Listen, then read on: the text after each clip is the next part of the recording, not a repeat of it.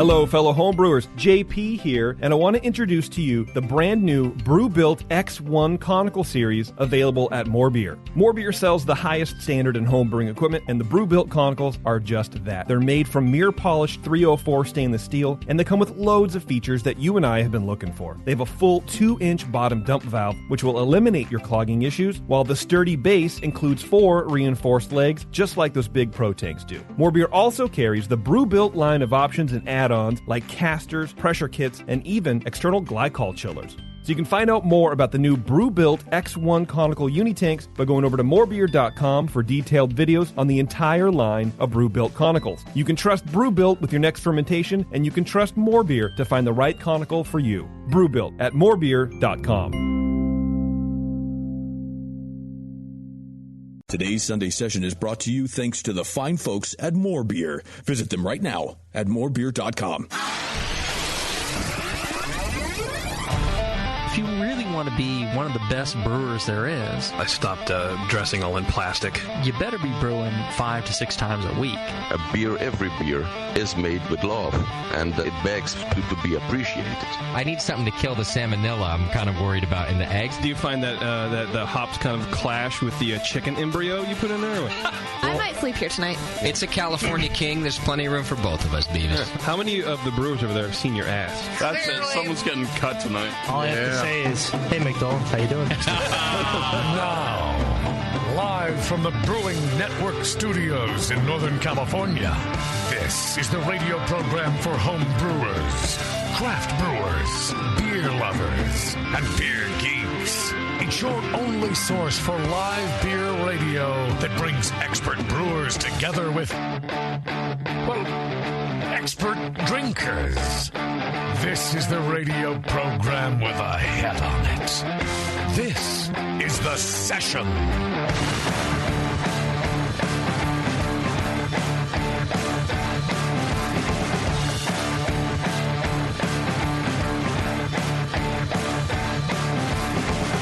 Hey, everybody. Hey, welcome to the show. Thank you.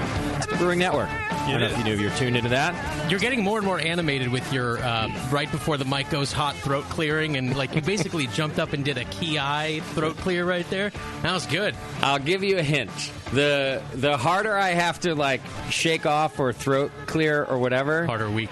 the shittier I'm feeling in my stupid head as it happens. Because I do have to shake it off. I just go, all right. I'm so happy to be here with Brendan from Central Coast Brewing Company. Yeah. Oh, I love doing this show. And so, yeah, the harder. So if I don't have to shake anything off, I'm feeling really good. Oh, shit. But if I jump out of my seat, it's what a week. Oh, man. It's Monday. It is Monday. Well, it starts on Sunday. That's true. So, what a week.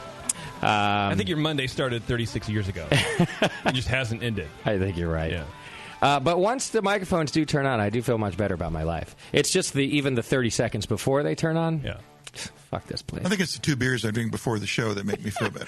I'm only 1 deep, so maybe that's what I should. Yeah, that's right. You need to go 2. Yeah. Well, I think that's another formula I found that if I do 2 before the show, I'm almost indefinitely drunk at the end of the show. Because it's a trend. It means that like my pace is up. Yeah, you have to catch up with yourself. Yes. Yeah. If I do 1 before the show, it means I'm generally in control. Yeah. So there's all these things I should make. I could write a book about myself that I could read right to myself. Dear Justin, everybody cries.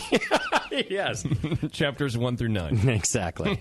That's my autobiography. Yeah. Well, the good thing about shaking it off is that when you're doing the show, you don't have time to think about how shitty your life is because you have to talk. Agreed. Right? Yeah. I got an interview. I got to learn about somebody else's shitty life, not mine. And at the breaks, you go shoot heroin up between your toes, and you just cry silently in the bathroom. I've heard it. That's why we got the extra big stall in the Hop Grenade bathroom. So you can flail and spaz out. Yeah. The third tile from the left, if you lift it up, all my supplies are under there. Hey, Beef, how long do you think it is until Justin is one of the guys in a fetal position sleeping in the staircase as you walk to your car the in elevator? the parking garage? Like, excuse me, sir. Oh, wait, that's Justin. Well, probably not that long. But the difference between Justin and those other people is I didn't feel threatened getting into the elevator with those homeless people. Right. Justin, on the other hand, I'll take the stairs. Hey, don't forget, we're sharing a room on the Labruski cruise, Bevo. Gross. There you will definitely see me curled up in the corner of the room in the fetal position. I like how that's gross. Yeah. Well, you ever seen those rooms, cruise ship rooms? No. They're like 4x4. Okay, so Are they really? I'm going to let you in on a little secret. I'm actually really nervous about this, not because I don't think you're going to get all rapey. It'll be fine. I might get a little gropey, but I'm not going to get rapey. Right, it'll be fine. I'm not. That'll be fine. Yeah, go ahead. I'm concerned about the room being so small and it being a beer cruise and there only being one bathroom. True. That's going to be an issue. We ought to just come up with a schedule. Like I'll be in the casino at certain hours and you can use the bathroom. Yeah. Give it an appropriate amount of time to clean up so I don't become unattracted to you.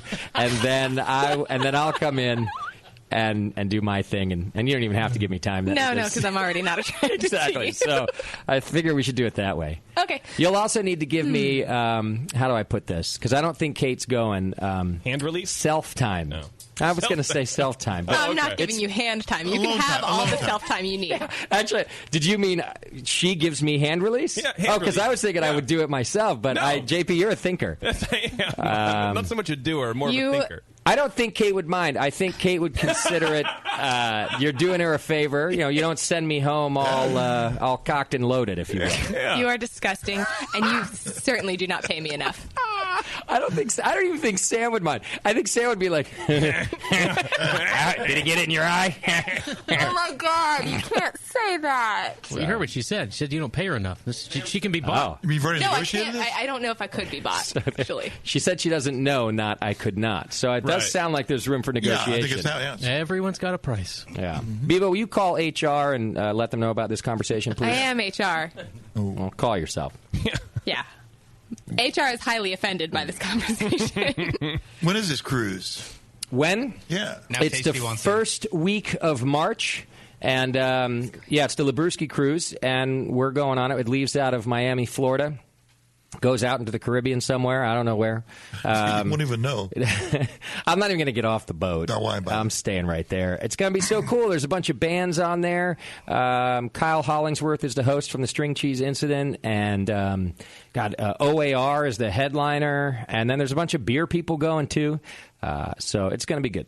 Good. JP and I are working on a game to do on the cruise to get some brewers together. We're not going to reveal it yet, but good idea. I think people are going to like it. And there's going to be brewing demonstrations and all sorts of cool stuff. There's a Labruski Cruise link right on our homepage. Just click the big picture and go. Yeah, already. Go. Jesus. It's going to be a good time. Go with us. We got a great show planned for you tonight. We got Brendan Goff from Central Coast Brewing Company in the studio. Welcome, Brendan. Thank you. Thank you for having me. You might remember us talking to Brendan just a couple weeks ago after they won gold for apparently having the best pale ale in all of America, which we put on tap, and it was pretty damn good. So we had him up. We invited him up to come do the show, and now we got a couple of your beers on tap, right? Yeah, I think we brought 5 different beers. They'll probably go on, throughout the week. Yeah. I think I saw 2 on tonight, though, so at least 2. Yeah, we got our Vienna Amber Lager Cervantes on. Yeah. And we also got our Stenner Creek Stout, which is an oatmeal stout. I brought that one for JP. Thanks. Yeah. I'm actually drinking the Vienna Lager. It's pretty good, man. Nice. Oh, all right. I have a Pale 31. But, of course. I'll grab a Central Coast at the break. So if you're local to the Hop Grenade here in Concord, come on out. You can try Brendan's beer. And otherwise, just tune in. You're going to learn all about it today. Also, in just a little while, we're going to be talking to Gary Valera from American Craft Beer Radio. He does a radio show on ESPN in Denver, actually. And we're going to talk to him in a little while, find out all about his radio show. So good show planned for you tonight. Couple of announcements. I've been telling you the last couple of weeks. Our Winter Brews Festival. Save the date. It's Saturday, January 30th, right in between the playoffs and the Super Bowl, like it always is. Come on out and hang out with us in Concord. Tickets will be going on sale soon, but save the date, Saturday, January 30th. It'll be from 12 to 4, like it always is. Get a hotel if you're not nearby, or take BART, and come party with us. It's going to be another good time. I sure hope El Nino doesn't rear its head around January 29th. I don't think it will. I mean, they're predicting to be like in the lower half of the thing. But even if it does, right? Yeah. The name, I mean, it's just a little guy. He's the little guy. Just a little, yeah. Why be afraid of that? Yeah, El Nino. It's just a tiny guy. He's all right. Just feel like we're due. We've had 70-degree weather for 5 years now. Just waiting for the other shoe to drop. Save the date, January 30th. Too soon. This is Dad. Not too soon. All right.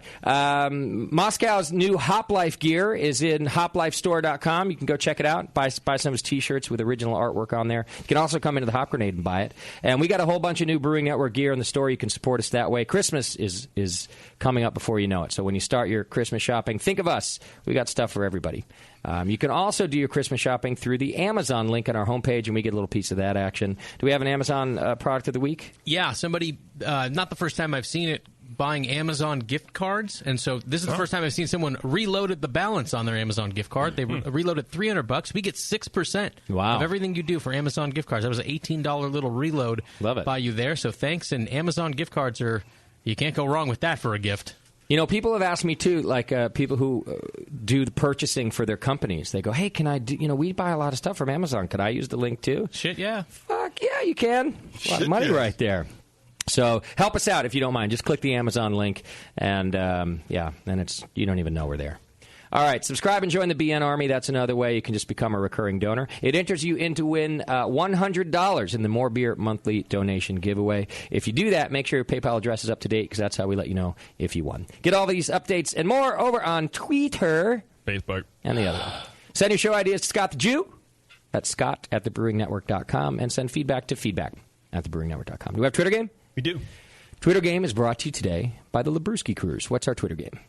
Well, as you know, every 4 years or whatever, things get earlier and earlier as far as the presidential ramp up for the elections, who's going to win the nominations, all that kind of nonsense. Yes. And it made me realize we still have time, one of us here, to throw our hat into the ring. To run.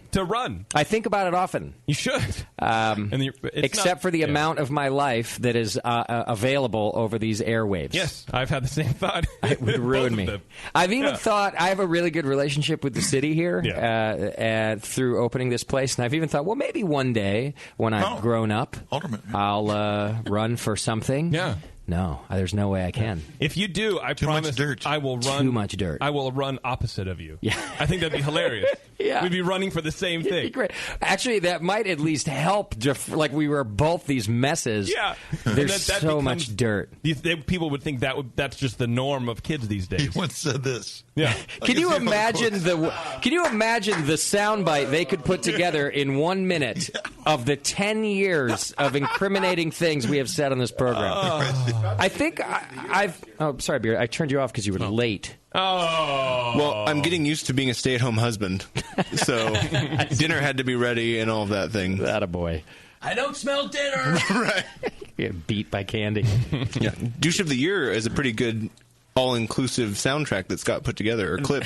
That's true, but that one is pretty benign compared to what you could find. I think I've pretty much admitted every illegal activity I've ever participated in.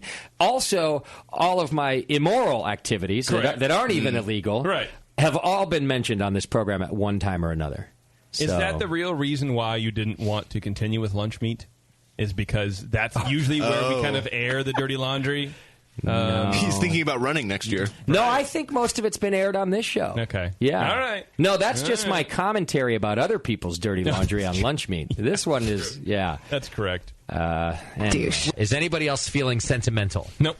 Me neither. I'm silently yelling at Scott. Don't you think it would, we're sort of boring people. You want me to keep going? Is that my douche of the year? Oh, yeah. See, that one's nothing. That was pretty tame. Yeah, that'll actually win me votes. Up, Beardy. I would say the same about you, JB. You have high standards, is what you would say. I would also say you're bitchy. That's just me being an angry person. Right. That's different. That's nothing. People like angry people. Right. That's true. That's you talking to your friends. That's different. Yeah, that's not how I would talk to my constituents. Right. No. Yeah. Yes, Mrs. Gonzalez, I understand. And I appreciate the fact that you took the time to write to me. Yes. Please leave. Right. Well, anyway. Twitter game. Yes, Twitter game. I think that that's Twitter game is which of the brewcasters should run for president and what would their platform be? What would we run on? I like it. You know? All right. I want to know. Good one. Thank you. All right, let's do some feedback. Feedback's brought to you today by our good friend John over at the Beer Law Center. He protects our trademark, and he could do the same for you. So go check it out. All right, first email came through from Shia, and it's a thank you for third place, which is about right for the Brewing Network. You think about it, we're good, but we're not that good. I like how the person's name sounds like a sound effect. Shia. Dear Justin et al., I've been brewing for about a year and a half and listening to the BN the whole time. Recently placed third in the bitter ales category in Vic Brew, the annual statewide homebrew competition here in Victoria, Australia. My first win ever, and I owe it mostly to you guys. So my beer is automatically qualified now for the national competition, which takes place this weekend, and that's a first for me as well. So thanks for all your hard work from California. He does go on to say, I'd really like to hear the Homebrewer of the Week segment again. I appreciate very much the interviews with the pros, which address really important issues. But there's something special about hearing the homebrewers firsthand as well. So hopefully you consider bringing that segment back from Shia. I guess he's an American homebrewer, but he says he's trapped in Melbourne. He can't find the airport. Well, it was a prison colony, right? Yeah, so he's trapped. Yeah, what happened in the homebrew segment? Did we kill it for a reason? No, it's just like everything else on the show, just kind of sputtered to a stop.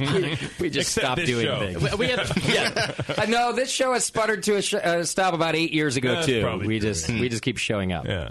it was a sponsored segment, too, and the contract expired. But Gotcha. I don't know. Yeah, it was all right. All right. Blobberglop writes in.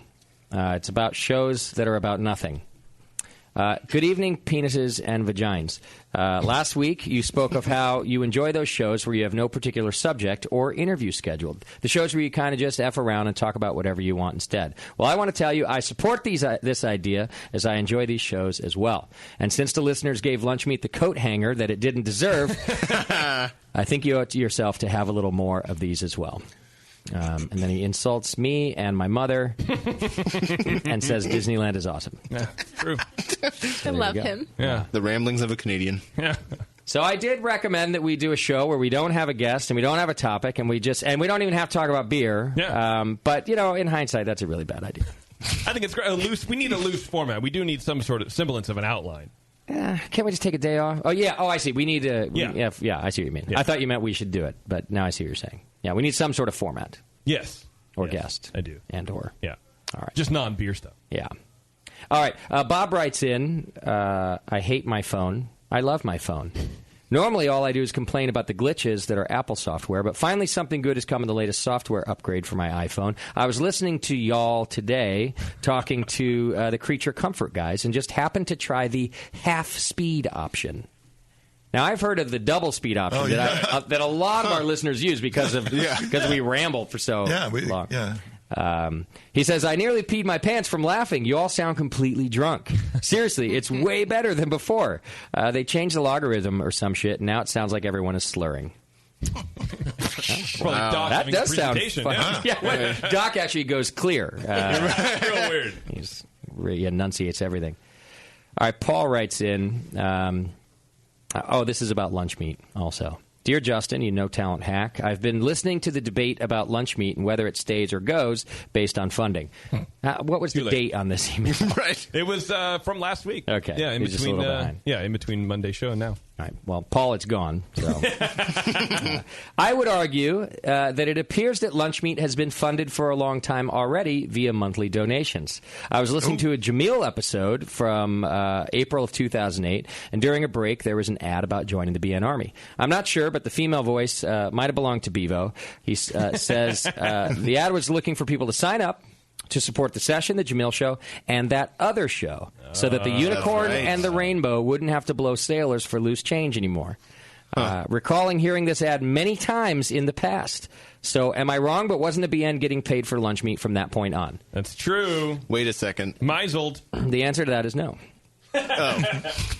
I mean, no, it just wasn't. The donations, and I'll be honest with you, and this is why we ask you to sign up each and every week, the donations do not even come close to paying for the Brewing Network's bills, overhead in any way, shape, or form, and they never really did.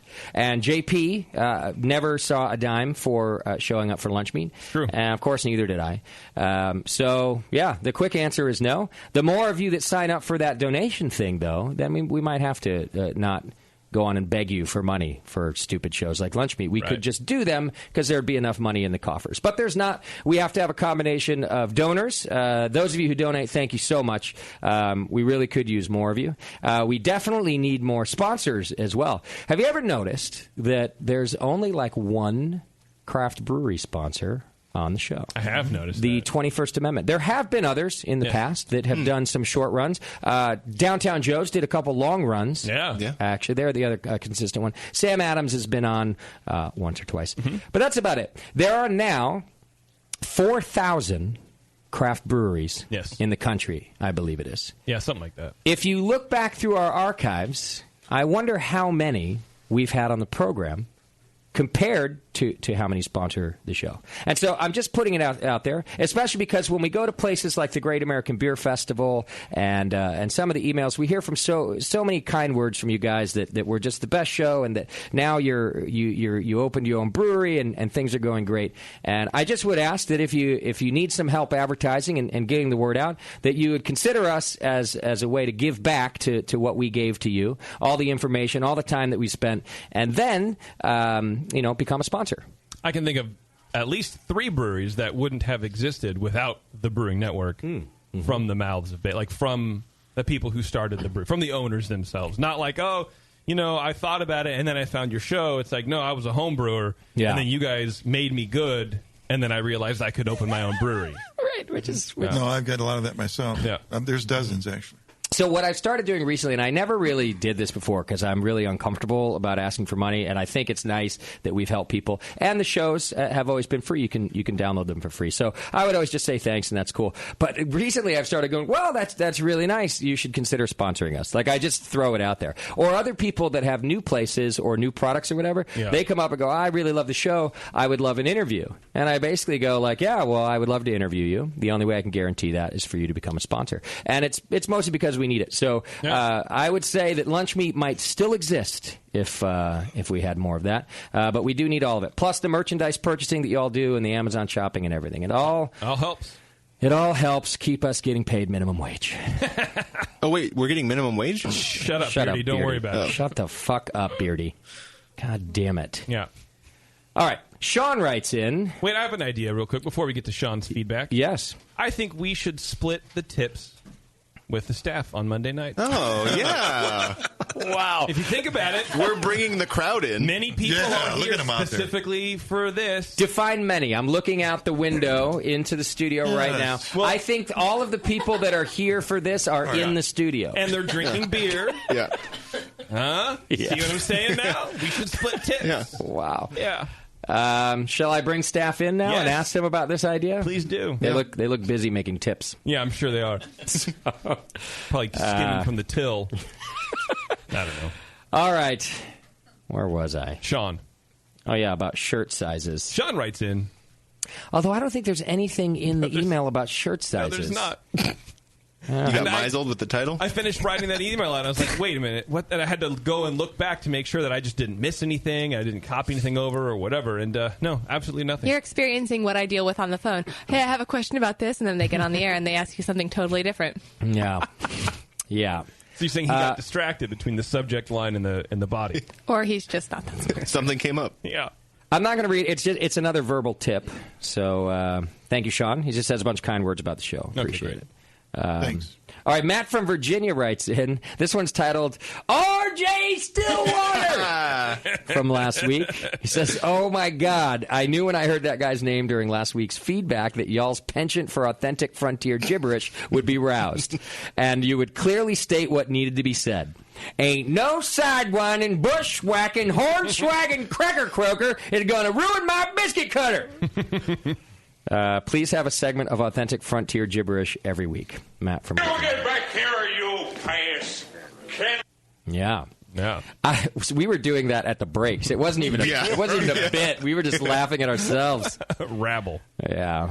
Here's another one about the about the long shot competition, but it's titled the Brewing Network Long Shot. Dearest Brewmasters. Whoa. Huh? He must be talking to you, Brendan.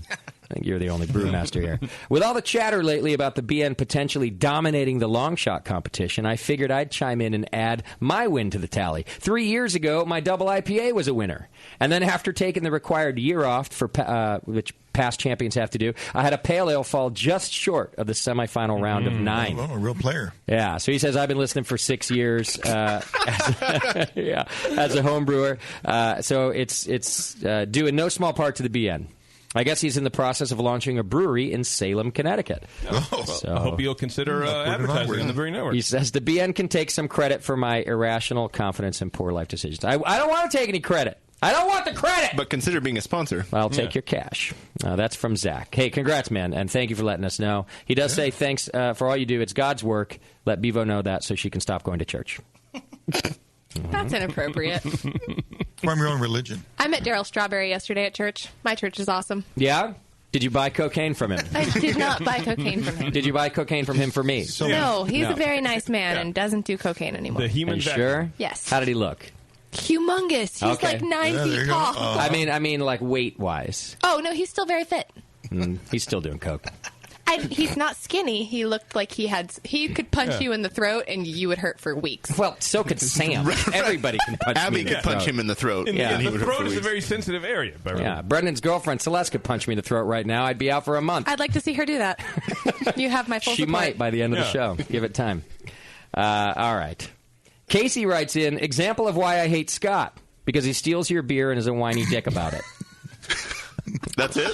That's it. That's not very nice. Is this a long list of reasons? That's it.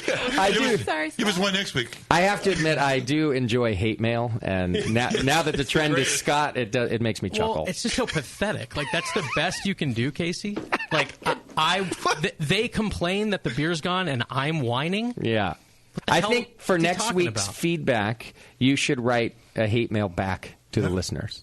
Yeah, please respond. Oh, I can do it now if you want. No, I want you to think about it. I want you to take some time. It needs to be thorough. I want the and poetic concise. side of you, the artistic side. Also, he steals your beer, so it's everyone's beer but mine. Is that it, Casey? I'm supposed to beg them to take the leftovers after the show? Is that it, Casey? You fucking idiot. This email is going to be good. Yeah. All right, and then finally, our spam of the week. Dear good friend, how are you doing today together with your family? If we were good friends, you would know. That I'm not.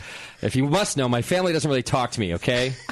It's my pleasure to contact you for real and genuine business investment project. Actually, I would love to invest in your country or any country of your choice under your care. What does that mean, even? What does that mean? Are you in charge of a lot of countries? That's what I'm thinking. You're such good friends with this person that they trust you to invest in any foreign infrastructure whatsoever. Well, which one, though? There's so many under my care. Well, you get to choose. Yeah. My name is Senator Jewel Howard Taylor. Attached documents is the investment proposal. Kindly view it and get back to me. Thanks, Senator Jewel Taylor. Did you review the document, JP? What are the details of the investment? I think it was just a bunch of rice sitting in the dock in Zimbabwe somewhere. I don't really know. Sounds like everybody eats rice. That's a good investment. Why didn't you? You wonder why we're broke, JP. all these little princes in India are going, I don't understand. It's free money. Why would they not take it? Americans love money. They should say yes to this. There were no documents attached, unfortunately. Oh, that's failed spam right just there. Just a Trojan horse. Yeah, our good friend did not include the document. Wow. The senator. Senator Jewel. Which sounds like something would be someone would be named that in America, like Senator Jewel, because we have such weird, funky names for our kids now. Very strange. All right, that's your feedback today. We're going to take a quick break. When we come back, we're going to be talking to Gary Valier from American Craft Beer Radio. We'll find out about his radio show. And then a little bit later on, we got Central Coast Brewing on the program to talk about their award-winning beer. Hang in there. It's The Session. We'll be right back.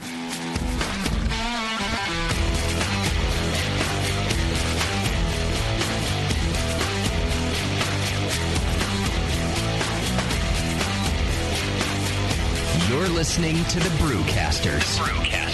On the Brewing Network.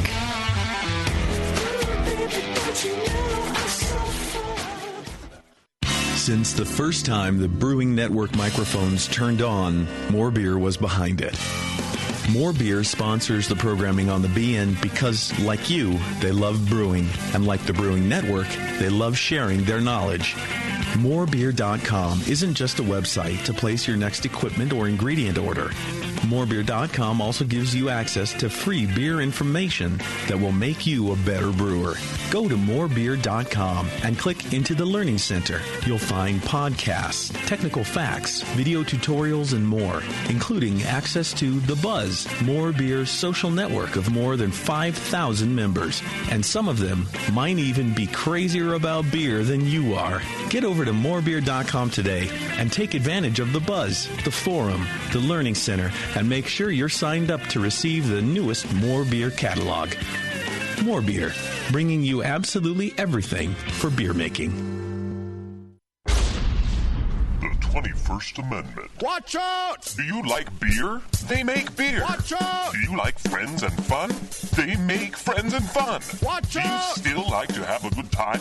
The 21st Amendment. Watch out! The 21st Amendment in San Francisco, located at 563 2nd Street, 2 blocks from the building where baseball is seen and played. Try their beers in the pub or try them in the can, featuring Monk's Blood. Made with real monk. Watch out! So why not have the best time of your life? Go to the 21A and Sean O'Sullivan will personally greet you with a can of Monk's Blood.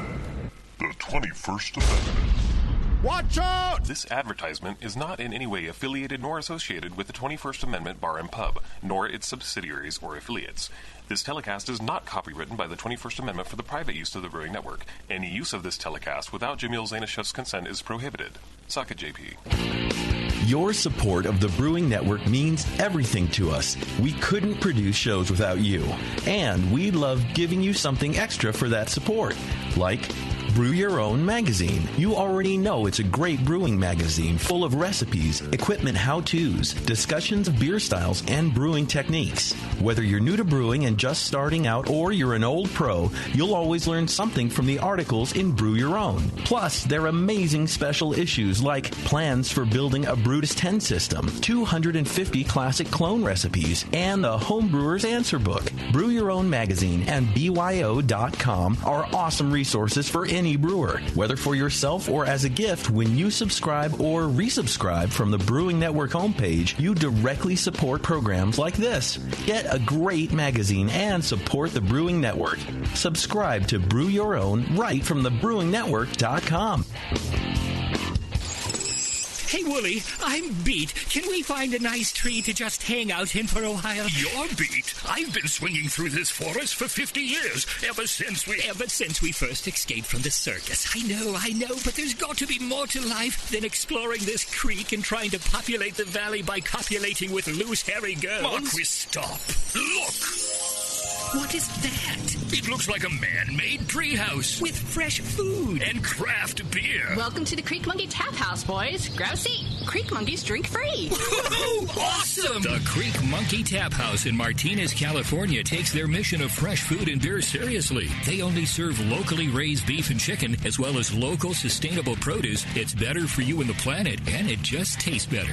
The beer and wine at Creek Monkey Tap House are chosen with the same care for the highest quality and rotate frequently to make each visit an adventure. Swing on into the Creek Monkey Tap House and enjoy a new legend of amazing food, beer, and wine. The Creek Monkey Tap House, online at creekmonkey.com.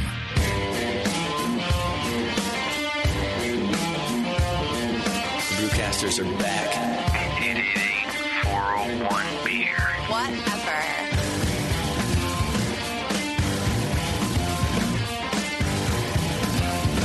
That's right. Hey, welcome back to the program. Thanks for sticking with us tonight. We got a lot to do.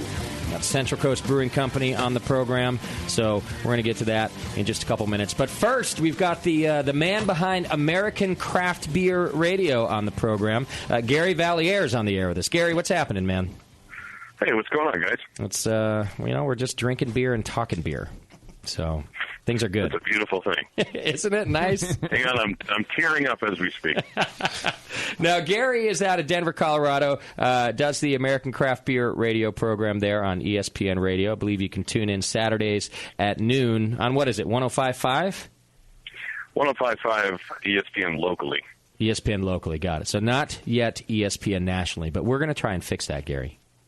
That's right. We're working on it. Get in on TuneIn or something like that. And I'll be checking it out. There you go. So this could be exactly what I need to put us on a map right here. Boy, Gary, if you're thinking that the Brewing Network show is going to put you on the map, boy, do we have you fooled. Actually, so check this out. Gary, of course, being from Denver, goes to the Great American Beer Festival every year, and they broadcast from there as well. And when I was talking to Gary about that, it was a proud moment for me. Yeah. He was kind of doing a play-by-play. Gary, you can help me out here. Of course, you're doing a play-by-play of the awards, and he couldn't do it from inside the hall because they did. They want him to sit down, and he's trying to run a show. And it's way too loud anyway. So he was watching the Brewing Network feed, our video feed, to make sure he was getting the live play-by-play. Oh, that's awesome. That is absolutely correct. And I will share with you what's even funnier than that part is that the primary title sponsor of my show has been Dry Dock Brewing Company for the last 4 years. And the owners of Dry Dock sent out an email to everyone in the company letting them know that if they wanted to stream the awards live, they could catch it on the Brewing Network. And I had to call her and say, hey, you know the show that you're paying for every month and year is going to be doing it live as well. So if they're in their car, I don't imagine they want to be, have their laptop up on the dash and be streaming. They can actually listen to me as I'm streaming the Brewery Network. Right. And The actual giving back the feed. I love that. I gotta say, you guys saved my ass that day. Oh, that's good. So, Justin, you are doing all the work, and other people are getting paid, and Gary's doing none of the work. And how did you figure out how to do that? Because I'm an idiot and Gary's smart. That's it. That's what happened. I didn't even know how smart I was until I pulled you up online. Gary, tell us don't about worry, your... I give you guys credit. I credit you guys. I credit everybody for all the material that I steal from bloggers, writers, and guys like yourself. I definitely give credit to. So everybody knows I'm not as smart as I sound when I'm on the air. But you know what? That's good radio. As long as you sound smart on the air, that's all that Yeah. matters. See, our problem is we make bad radio because nobody knows that we're not that smart. Yeah. That's the thing. We forgot the fake it till you make it part. Yes. Right. I think people definitely know we're not that smart. No, stop it. All right, Gary, help me out here. Tell us about your program. How long have you been doing this?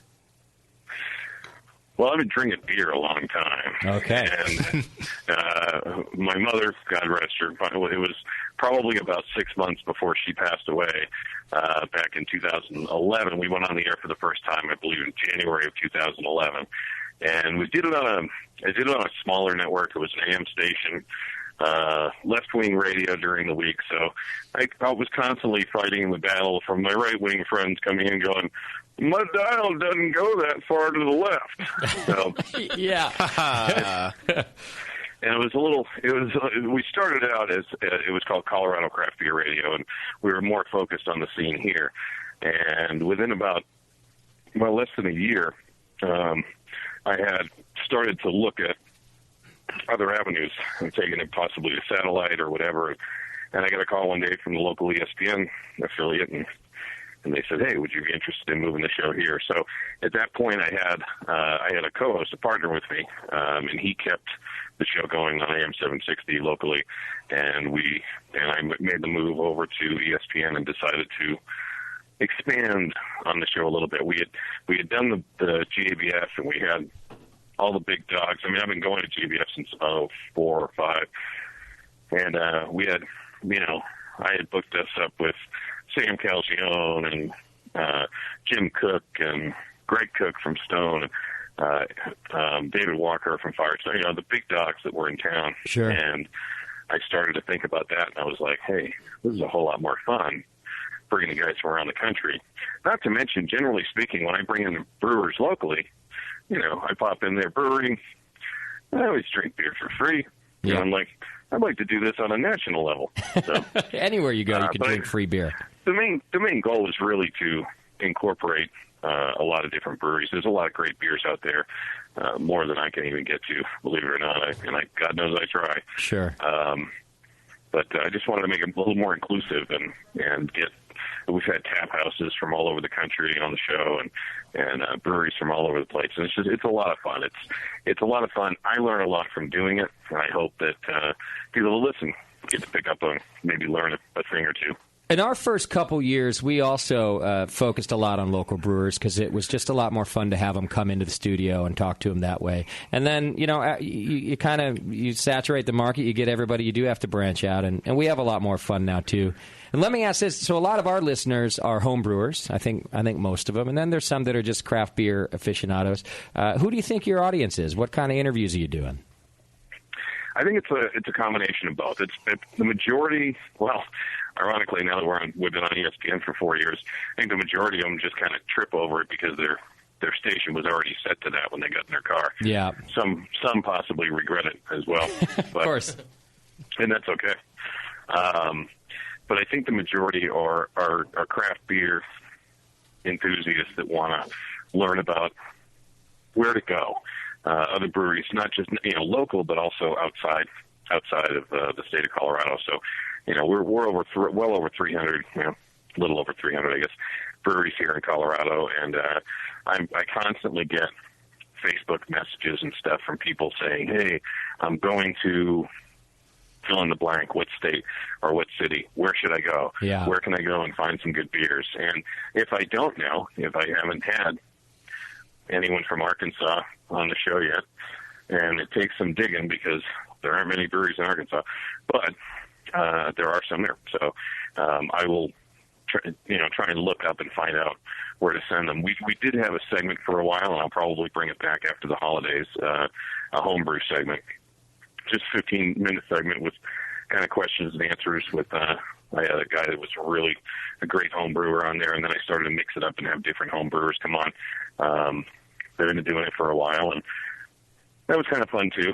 I think the majority of people will really want to find out, where do I go and get my next glass filled? Sure. So we were on terrestrial radio like that for a little while, and I absolutely loved it.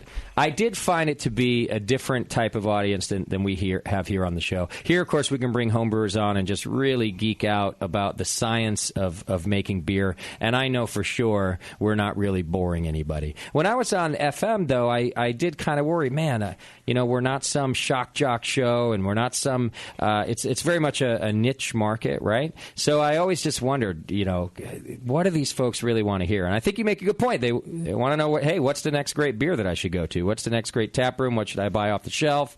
And if they can hear it from the brewer that you're talking to, that's even better. Oh, absolutely. And I think, one of the shows that I did a while back, and I need to do this again, I brought in a group of about 4 or 5 beer judges, certified judges, that we put up on Facebook, okay, we've got these 5 categories, or these 4 categories that we're gonna have on the show. We're gonna judge, and I went out and I had people select the beers that we would want to do in those categories. So, for instance, if you go to the BJCP, list of what the different beer categories are, it'll tell you the beers that are they're kind of like the benchmark of those categories. Sure. Yeah. So I wanted to make it so people could get those beers. So we had the final list of the beers that they would be judging prior to the show date, and I wanted to make it so people at home could get those beers locally and be trying them and listen to the judges talk about what their, everybody has their own palate. Everybody's tastes are a little different, but sure. It was kind of cool. I got a lot of compliments on that when people could sit and listen to the judges talk about a certain beer. Call it the Avery Ellie's Brown Ale, for instance. It's one of the ones on the list, or one of my favorites, North Coast Brewing, their Old Rasputin. Oh yeah, great beer. Had people try to keep it so people could try that have the beers locally, that get them locally, that we were going to be trying on the show, and sure, they got a lot of great feedback. Yeah, then they can play along with their own palate. Exactly, they can have their own beer tasting and judging, which is, you got to be drinking beer if you're going to listen to me for an hour. You got to be drinking something. That's right. Yeah, we're on for 3 hours. You can smoke too. That'll help, too, as anything. Now, all right, I'm going to give you a game. Maybe you've done this already, so forgive me. I know you've been on the air since 2010, so forgive me if you've already done it. But it's a game that we did. We've done it both on this show, but it started over on our FM show. And it was a lot of fun. Of course, you got to get a craft brewer, a professional craft brewer who doesn't take themselves all too seriously. But, especially people who are going to tune into a beer show like yours and mine, they tend to be beer geeks, right? And they're all about craft beer, and they love their craft beer. So the game that we would like to play from time to time was called Guess the Craft Beer. And we would have us and a professional craft brewer. We'd put, 3 beers in front of us, and we'd make them tell us which one was not a craft beer or which one was a craft beer. But without seeing a label, without hearing a name. So we'd put some of my favorite one was we put, I think, 3 or 4 lagers in front of people. And we put in like a malt liquor. We had Cobra or I think it was Cobra. Or something like we put in a Cobra. We put in a craft Pilsner. We put in another craft lager of some kind, and everyone had to pick. We told them there's one craft beer in there, whatever. You have to pick the one. Everybody failed. Everybody picked Cobra malt liquor as the craft beer. I swear to God. And the reason was because it was the boldest beer, right? It's the highest of alcohol and all these things. It had all the flavors. It had more flavor than any of the other craft lagers. Now, the flavor didn't have to be good. People were tricked by the amount of whatever flavor was in there. And so, luckily, the professionals that we had in the room, the professional craft brewers, all had a great sense of humor, laughed at themselves that they picked the Cobra. We got fantastic feedback from our listeners because they felt like, wow, I would probably be duped too. So, give it a shot. Do you have that trademark? I do not, Yes. But you can license it. So. I'm handing it to you. Listen, I will fly out and do it with you. Because coming up Saturday on American Craft Beer Radio, I can see it already. It's so fun to do. You can do, especially now with the faux craft beers coming out, right, from the macros with your Shock Tops of the world and Lagunitas. Sorry. So you could easily pick a style that is even a pale ale now, and let people go, hey, which one is the macro beer and which are the craft beer? It's a lot of fun. Give it a shot. I think I could guess them, but we'll definitely, we'll talk some more. I want to get your schedule when you guys next time you guys are going to be in town, and I think that would be a lot of fun to do. And have someone like you can drop F-bombs on your show, huh? Oh yeah, go for it. Yeah. Do it just to get it out of your system. Yeah. There you go. Scream it. Before you get back to your show, just call us and drop F-bombs. That's actually what I'll do, and then maybe we can make a podcast. Well, we'll follow the podcast so people can hear me actually drop the F-bomb. For the first 2 years on the show, in my head, throughout every broadcast, was don't drop an F-bomb. Right. Don't say fuck. Don't drop an F-bomb. Don't do it. And the very first show we did on ESPN was Super Bowl Sunday in 2012, or Super Bowl. Well, it was the Saturday before the Super Bowl, but. And we did a 2-hour show, and we went coast to coast. We started with brewers on the East Coast. Every 15 minutes moved to a different, and came through Colorado. And our last brewer on was Garrett Marrero from Maui Brewing. Yeah. It was the last 15-minute segment. He wasn't on 30 seconds. He's like, this guy's he's banging at the door. I told him, fuck you. And he made it on the air. And the whole staff at ESPN, all upper management was like, you can't do a show this weekend. We're all out of town. We're all going to be at the Super Bowl. We got to, we need to make sure everything goes right. I'm like, what could possibly go wrong? Right. And so yeah, that was. And then Adam Avery, of course, they had him on, and he can't get through a sentence without dropping a few. And it was hysterical. He did it 3 times until they finally came on my headset and said, if that guy drops another F-bomb, we're cutting his mic. Yeah. And I was like, but he's Adam Avery. And they came back and said, we don't care if he's John fucking Elway, we're cutting his mic.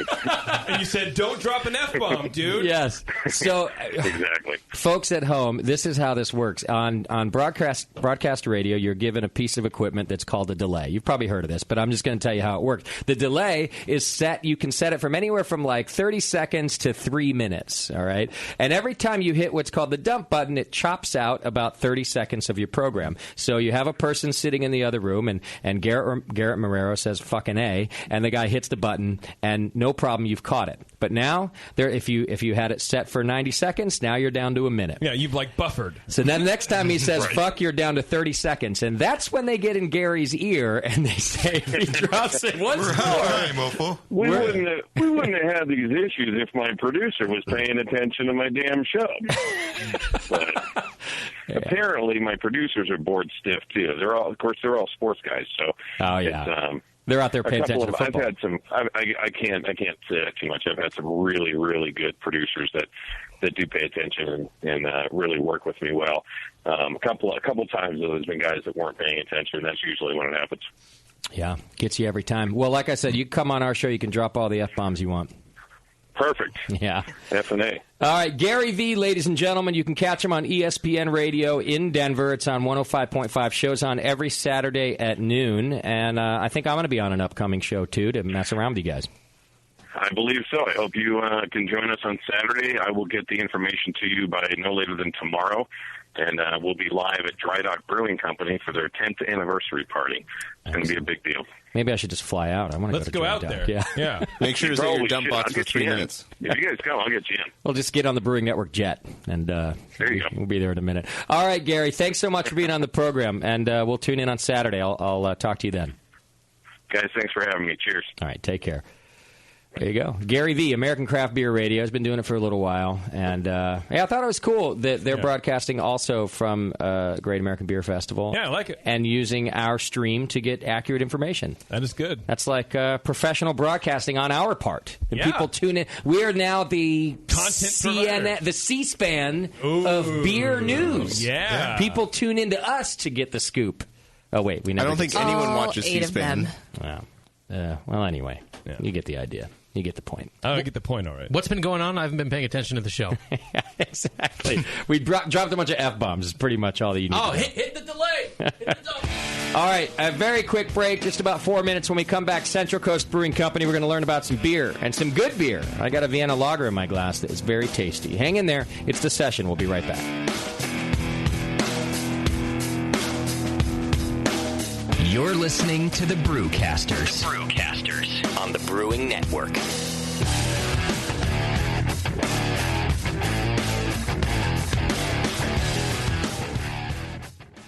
Have you ever dreamed of attending the World Brewing Academy? This year, thanks to Lalamond and Danstar, one lucky brewer will make that dream a reality for free. Lalamond and Danstar invite you to enter the Beer School 2016 contest. One lucky grand prize winner will receive fully paid tuition to the 2016 World Brewing Academy web-based concise course in brewing technology, worth almost $4,000. From now until December 11, 2015, every Danstar yeast packet you use is your ticket to enter. Visit danstaryeast.com for the details and to print your official entry form. There's no limit on the number of times you can enter, so get brewing with Danstar and get your entries into the Danstar 2016 Beer School Contest. Whether you want to build your homebrewing skills or build a career as a professional brewer, this course will change the way you think of beer and brewing. Enter at danstaryeast.com and get the dry yeast advantage with Lalamond and Danstar Premium Brewing Yeast and enter to win. Hey, dude, you know what beer this is? No, all the labels are falling off. Yeah, or the ink is run. Well, if it's a pale ale, you're good, but stay away from the quote-unquote Belgian. Oh, man, this guy needs to get some grog tags. Grog tags are reusable, write-on, wipe-off, commercial-grade bottle labels for your brew. The guys at Grog Tag are homebrewers. They wanted great-looking, sturdy labels for your bottles, buckets, carboys, kegs, and growlers. They also wanted a label that not only looks good, but can be easily removed and reapplied during bottling without that nasty glue residue being left behind. No residue, water-resistant, and ice chest approved. Grog tags stay on in water or an ice chest, and they stay legible. Visit grogtag.com to customize your label or coaster from dozens of different templates for free and see how awesome your bottles can look. It's that pseudo-Belgian. Yeah, we're getting him some grog tags, dude. Grog Tag. At least your beer will look good. grogtag.com. For nearly 40 years, one organization has had your back. The American Homebrewers Association. Are you a member? Why not? Join the more than 40,000 brewers who enjoy all the American Homebrewers Association has to offer. Like Zymergy Magazine, in print and online, plus the Zymergy app. Zymergy is the leading publication for amateur brewers around the world. Supporters also get member deals at their local breweries, bars, and homebrew shops. These alone quickly pay for your membership. You'll also get great member-only resources at homebrewersassociation.org and access to AHA events like the National Homebrewers Conference and the National Homebrew Competition. The American Homebrewers Association promotes the hobby of homebrewing, protects the interests of homebrewers, and brings beer lovers together. Become a member today. It costs less than a batch of beer and gives back so much more. Visit homebrewersassociation.org. That's it. I've had it. I am never putting hops in my beer again. What? Why? It's just too ridiculous. Insane prices, stupid contracts, high shipping costs, crappy selection. Dude, you need Nico Brew. Nico Brew will rock your f***ing face right the f*** off your f***ing skull. $5 shipping to all 50 states. Plus fantastic international rates get you low prices on Nico Brew's great selection of hops and more. Whether you're a home brewer, a pro brewer, or a homebrew shop owner, Nico Brew can get you the hops you need in increments big and small. Single orders, spot buys, or full contracts. And there's only one place to join the uber special secret elite bare bones club where you'll get the best deals anywhere. Holy f***ing shit. NicoBrew.com. NIKOBREW. Nico Brew, your bare bones buddy in the brewing business.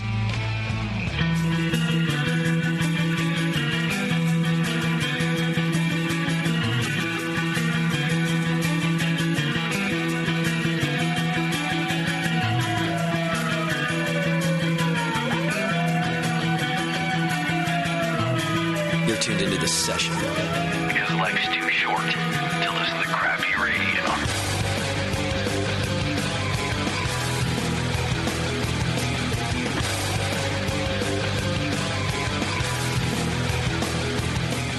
Welcome back to the program. Thanks to Gary V from American Craft Beer Radio. Don't forget to check him out Saturdays on ESPN Radio in Denver, Colorado on 105.5. Also, I want to let you know about our new friends over at Double Blaze Brewing Company. It's a new project that you can help fund, especially if you're anywhere around Temecula, California, and you want another local brewery. Started by Jacob Mitchell, it started as a homebrew project in 2012, and they're looking to open in Temecula, California in mid-2016. It's doing a pretty small brewery. It's a unique project that they're working on. He wants to start with a 2.5-barrel, 4-vessel system and 10-barrel fermenters. So is that weird? To me it is, but I think it's probably a budget thing. He's doing it on a shoestring and wants to open this. I mean, to me, and maybe one day we'll get Jacob on here, we'll talk to him and ask what's up. To me, that means you got to brew 4 batches to fill a fermenter. But maybe, I don't know. Well, that's why he got the 4 vessels, so he could multi-batch and get a 10-barrel batch. And just keep going. That way he gets 4 batches in a reasonable amount of time. Oh, there you go. Yeah, and every 3 hours instead of waiting. Right. It'll cut 25% off your brew line. Oh, see? Look what you guys know. Yeah. So that's his plan. He's trying to raise $80,000. You can go over to Kickstarter right now and search Double Blaze Brewing Company and check him out and support him, especially, like I said, if you're local and you want another local brewery. We're all about supporting your local brewery. So Double Blaze Brewing Company, we wish you guys luck. Go check them out on Kickstarter right now by doing a search.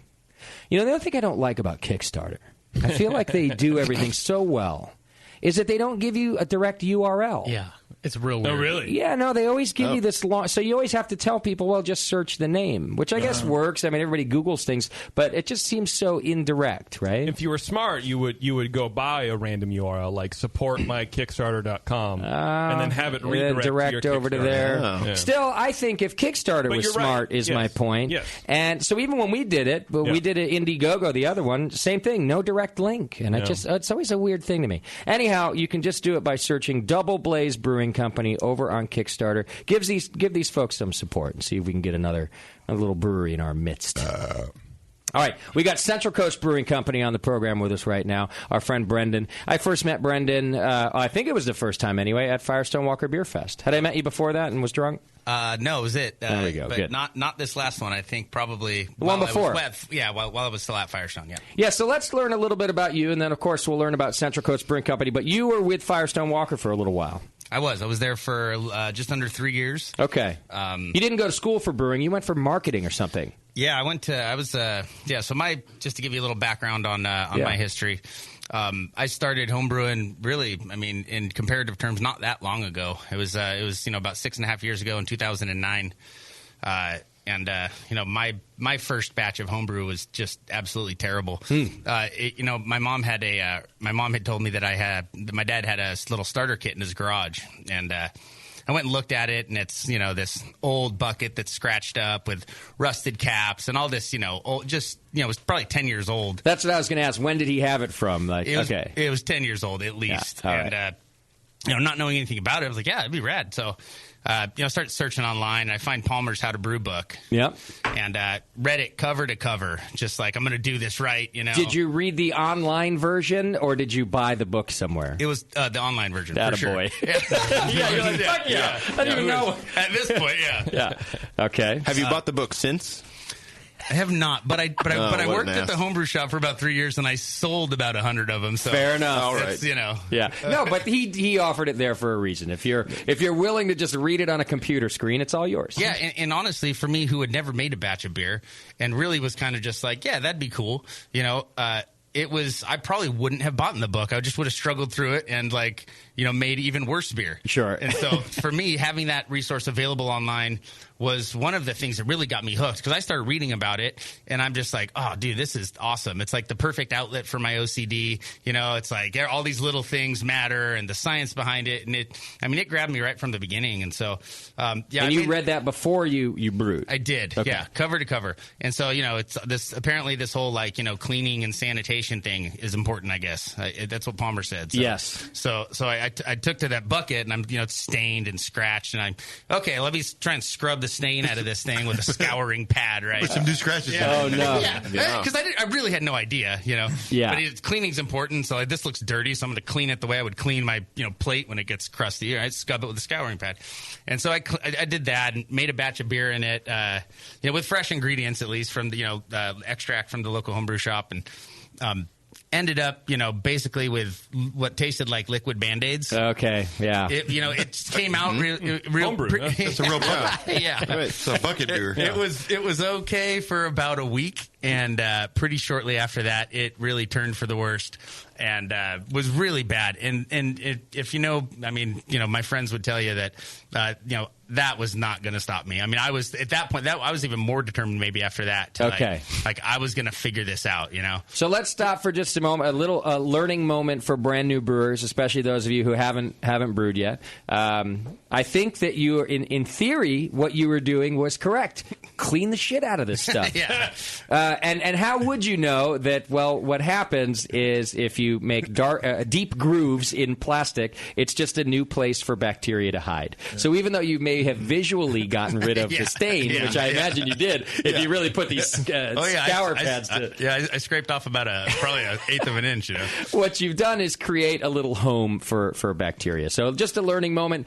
Clean, yes, but a nice smooth surface is what we want, right? Yeah. Which, of course, is why professionals use stainless steel and things like that. Yeah, and new. If you ever, think about starting home brewing and your best option is a 10-year-old bucket, go buy a $7 bucket. Right. Like even if from Home Depot, like something that's not 10 years old and just destroyed. Yeah, good call. This kit, did someone from your family tell you about it, or did you stumble upon it in the garage? No, I was really into beer by this point, and so my mom, she's like, oh yeah, it's just told me she told you it was there. Yeah, like, hey, there's this old homebrewing kit. I was like, you can make your own beer? Like, I had no idea. See, I'm fascinated by these little moments. That's my like reaction. You never know that moment when your life is about to change and you just have no idea. Yeah. There was a moment there on some Tuesday when your mom said that to you, and then that was it. Everything changed. Yeah, and I remember going to look at it, I'm looking through it, I'm like, oh, okay, yeah, this stuff looks fine.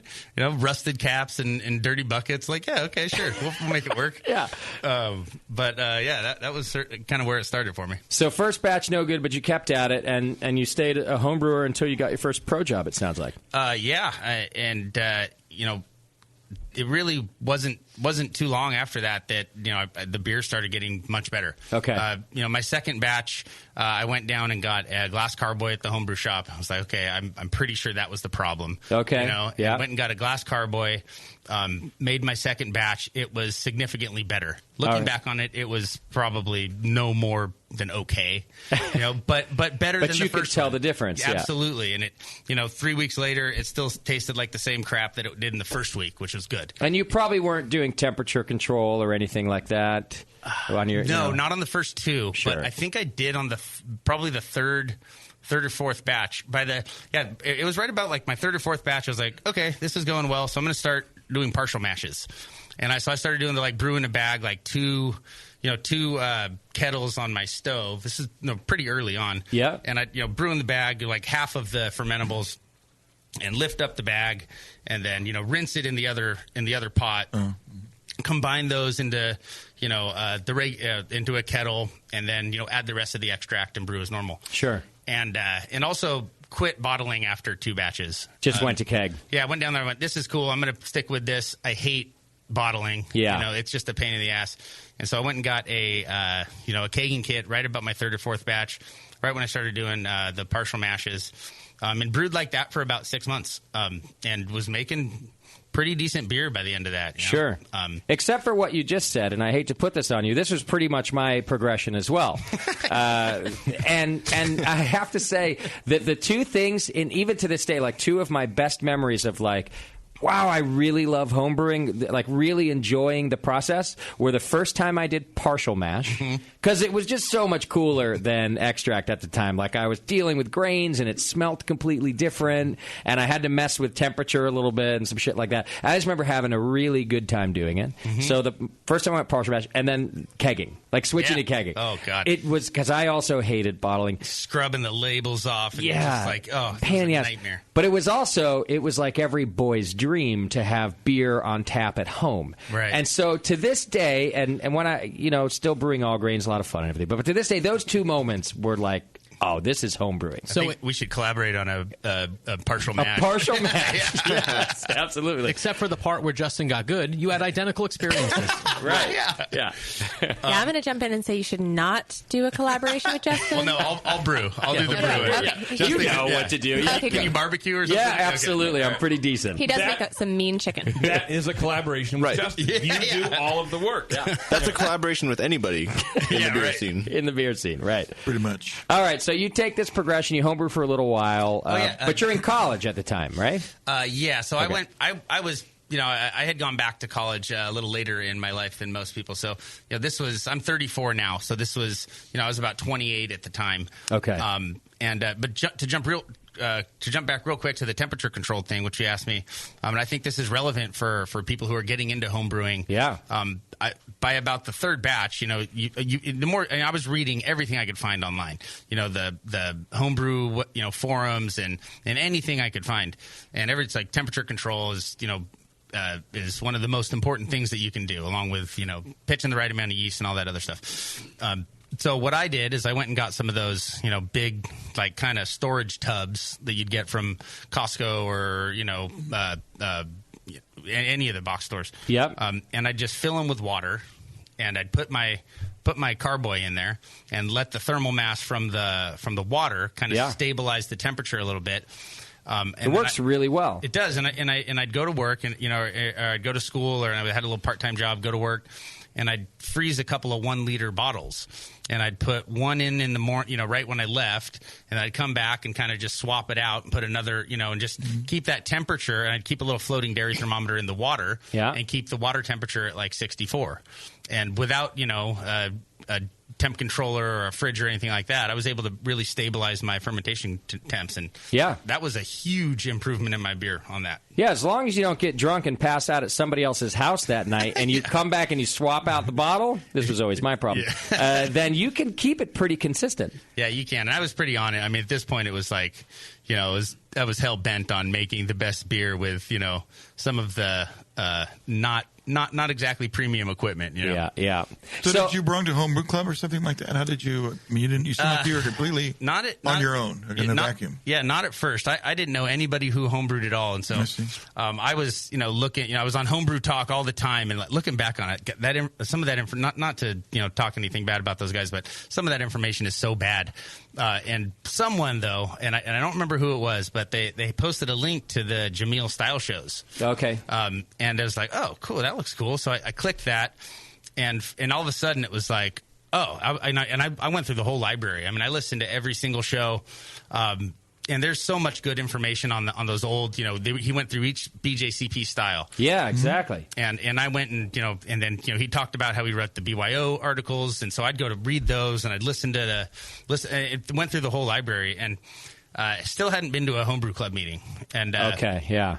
And we have a really great group of people in San Luis called the Slobs, the SLO Brewers. Yeah.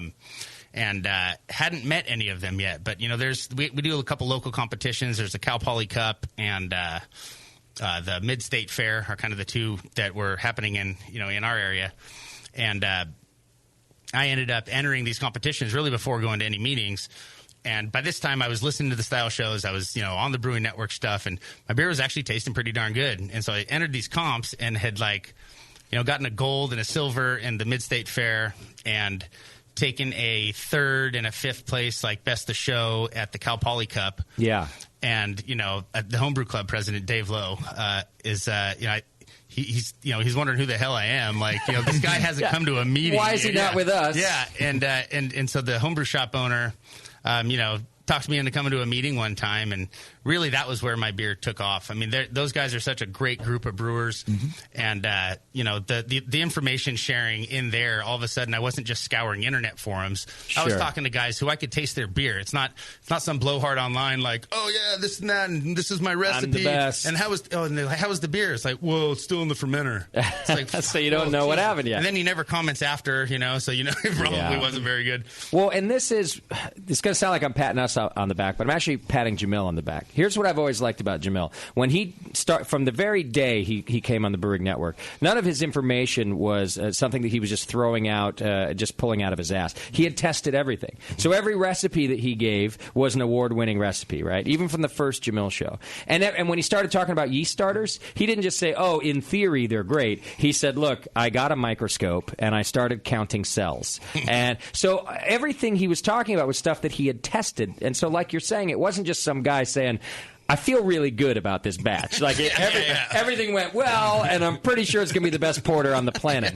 And so I've always really liked that about Jamil, is that he tested everything.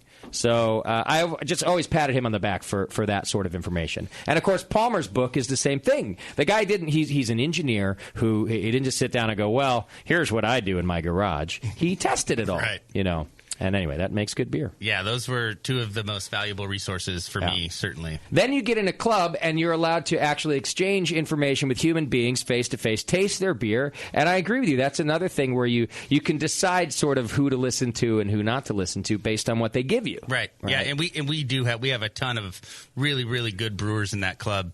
And it became apparent, you go to SoCal Homebrew Fest and you go tasting everybody's beer, and I just end up usually back at our booth drinking a lot of the beer from the guys that I know. They know what they're doing, yeah. Exactly. Yeah, that's what JP does. He just hangs out at, I don't know where he goes. That's a water fountain.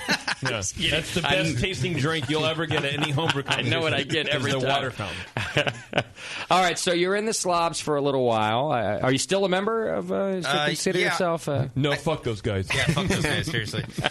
No, I go to meetings when I can. It probably every 4 or 5 months or so. It's not quite as frequent as I used to, but okay. Yeah, I still stay in. A lot of those guys are still my buddies. So even though I'm not going to the meetings, I still hang out with a lot of them. So how do you get your first brewing gig, and where is it? So at the end of right about the time I was about to graduate, I was working at the homebrew shop. After hanging out there for basically all day long, George, the owner there, goes, "Hey man, you want a job? Like, you're here anyways."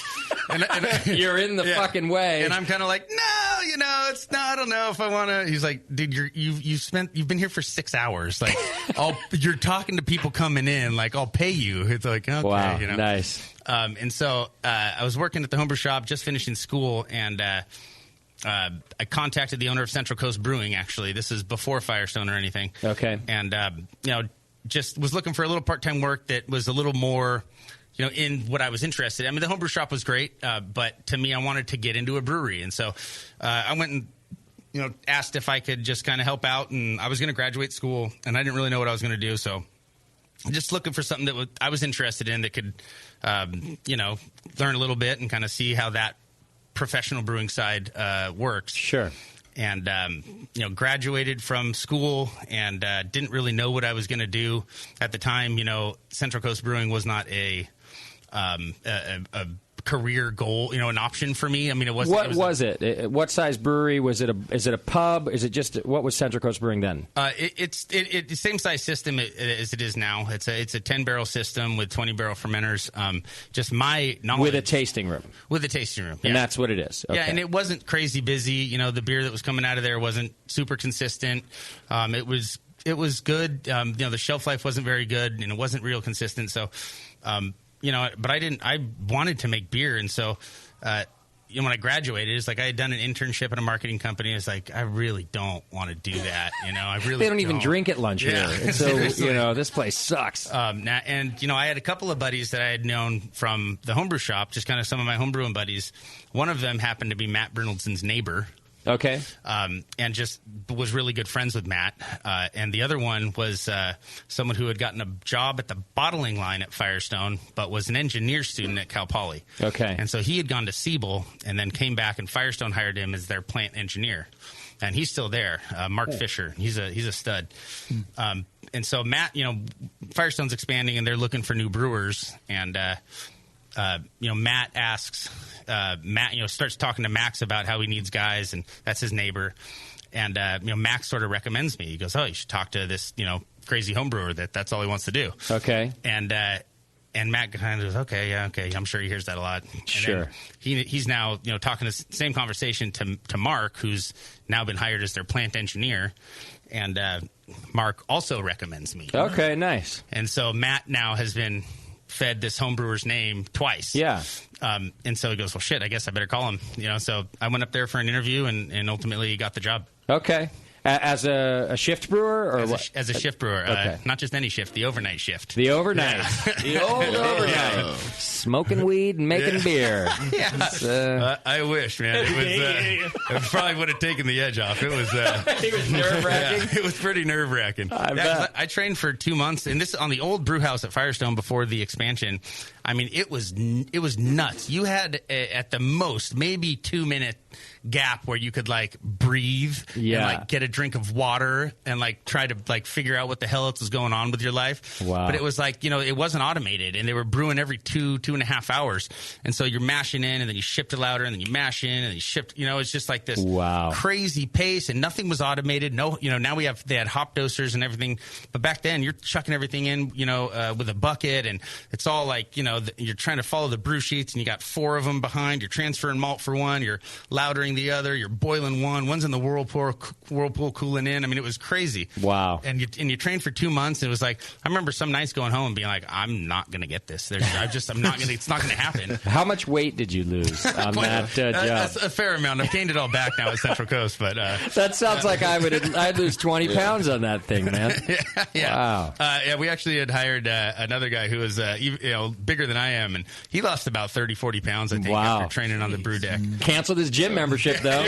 So that's nice work. Dave at Flattail does the same thing because he bought that new system, but was too cheap to buy an auger or a proper ladder. Okay. Or a rake. Or a rake, that's what it is. So he has to climb up like 3 flights of 3 little stairs with his bucket, which are really pallets stacked up, flat tail, and then dough in, and then manually stir the fucking mash, and he dropped like 40 pounds. I was going to say he does How big of look a brew thinner house than is the it? last time. I have no idea. It's not that big. It makes terrible beer. I don't 15. I think a 15-barrel system, but it's a 30-barrel. It's oversized. The mash tun's oversized. Manually stirring 30 barrels would be he's real stupid. Right.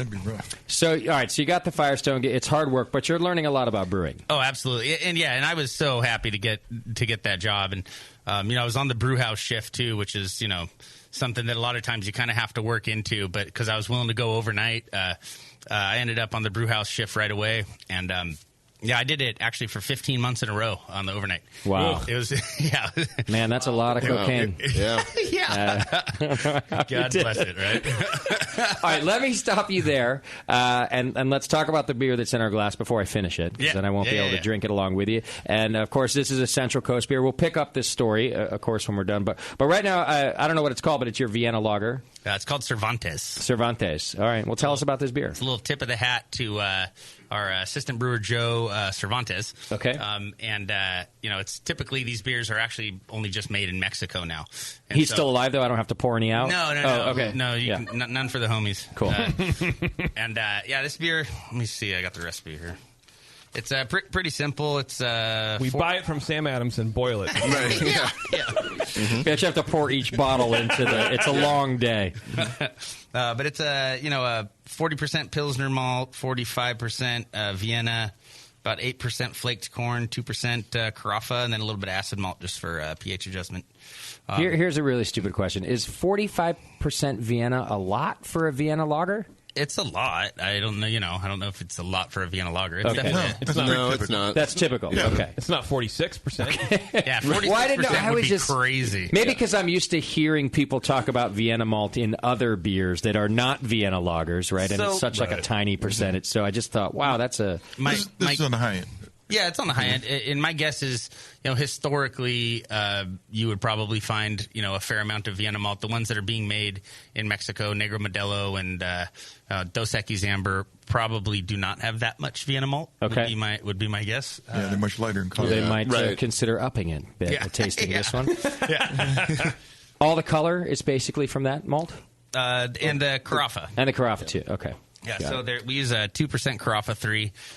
Not trying to get too much flavor impact in there, just trying to color it up a little bit and give it a little bit of depth of flavor, something other than just the base malts that are essentially in there. Dehusked or no?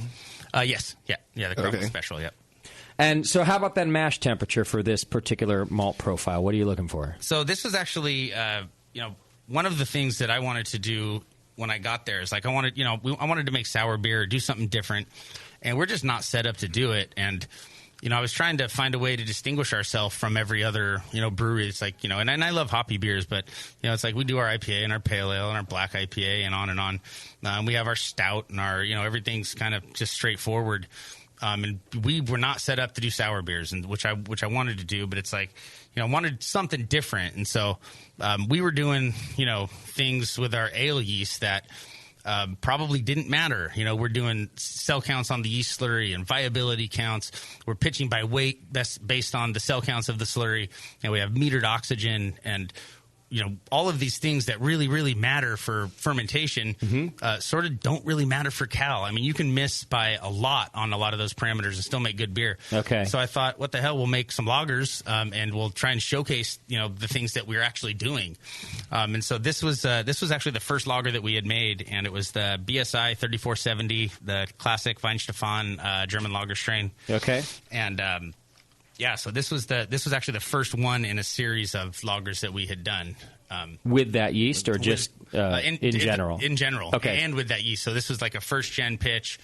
And we took this one and then we repitched it into a Pilsner. And then we took our blonde that has always been an ale, and we're actually making it as a traditional Munich Helles now. Nice. How did that come out? That came out real well. And so, you were asking about mash temp. Yeah. A lot of this was kind of just a shot in the dark to begin with. I didn't want it so dry. I wanted it to have a little meat on the bone. So we mashed this one at 154. Tasting it now, I'll probably dry it out a little bit next time. Okay. It's it's still really good, but it's a little rich. It's that whole thing where you get it, it's cold and it's fresh. Your glass is full and it's perfect. Yeah. And you get halfway down, it warms up a little bit, and then it's a little too much meat on the bone for me for that second half of the glass. It is rich. I will give you that. But it's also, I think what you're saying about the beginning of the glass, that's also what I think people like about it. Yeah. They taste that and they go, oh, so that's what craft beer could be like. Yeah. It's really nice. I could see maybe after the second pint I might feel that it's a little too rich. Mm-hmm. So if you dry it out a little bit. So yeah, we'll probably dry it out the second time around. But we did mash this one at 154. Okay.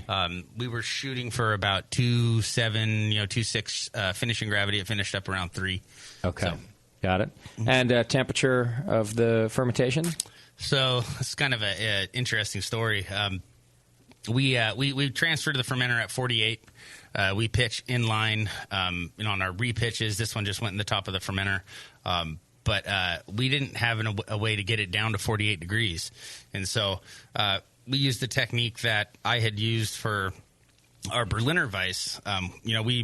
And I'll get into that a little bit later if we taste that. But why couldn't you do? You didn't have enough power in the glycol system to get it down. I don't understand why you couldn't get it. So we have 2 series heat exchanger where we have city water that knocks it down initially. Okay. And then a really small, it's probably a 15 plate heat exchanger that runs glycol through it. Okay. And so we can only, if we have the water all the way open with city water. I'm sorry. So I'm asking. So you mean at knockout is where you couldn't get it down to 4? Okay. Now I understand. Yeah. Okay. Yeah, because I really wanted to make sure that we're going in. I didn't want to knock it down in the tank.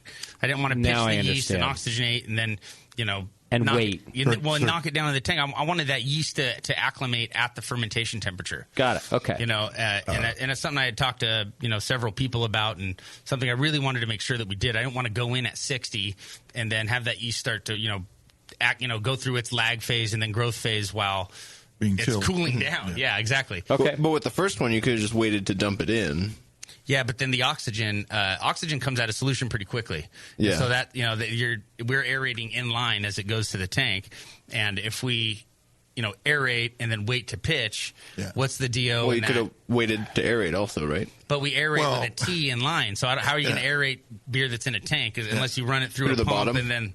Warren, you got a fucking brain. Use it, okay? It's a measured oxygenation in line in the tank. And you're getting a right. And part of what I think is really important on these lager fermentations is the metered oxygen. So we're traveling at a constant flow rate through at a certain volume per minute.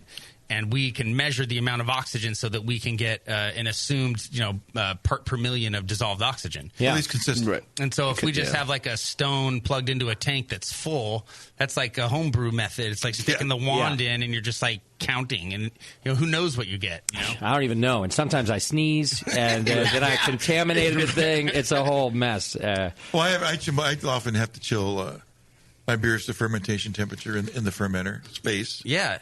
And, it's one of the frustrating things about what I do is I'm not getting a consistent oxygenation rate.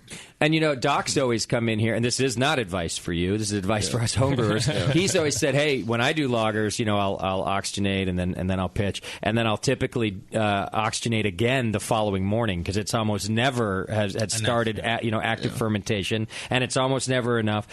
So I see what you're saying. Here it was measured, and you knew exactly what was in it. So you wanted fermentation to start then. Yeah, and it was important for us to go into the fermenter from the whirlpool at as close to 48 as I could get it. And so what'd you do? So the way we worked around that is we built this crazy rig and basically went through the heat exchanger to the tank with a T and then back into the kettle. And so everything that's this big loop that's connected. Yeah. And we knock out and immediately start cooling through the heat exchanger back through the whirlpool. Got it. And we'll run that for 10 minutes and then do 5 minutes of like a regular whirlpool spin to get a good spin on it, and then rest for 10 minutes, And then from there, we've knocked the tank down, or the whirlpool from 212 to 189. Still a pasteurization. And still well above any problematic temperature. Sure. Right. So it's still sitting at 190, and we had done the whole sanitation through the whole wort line. Okay.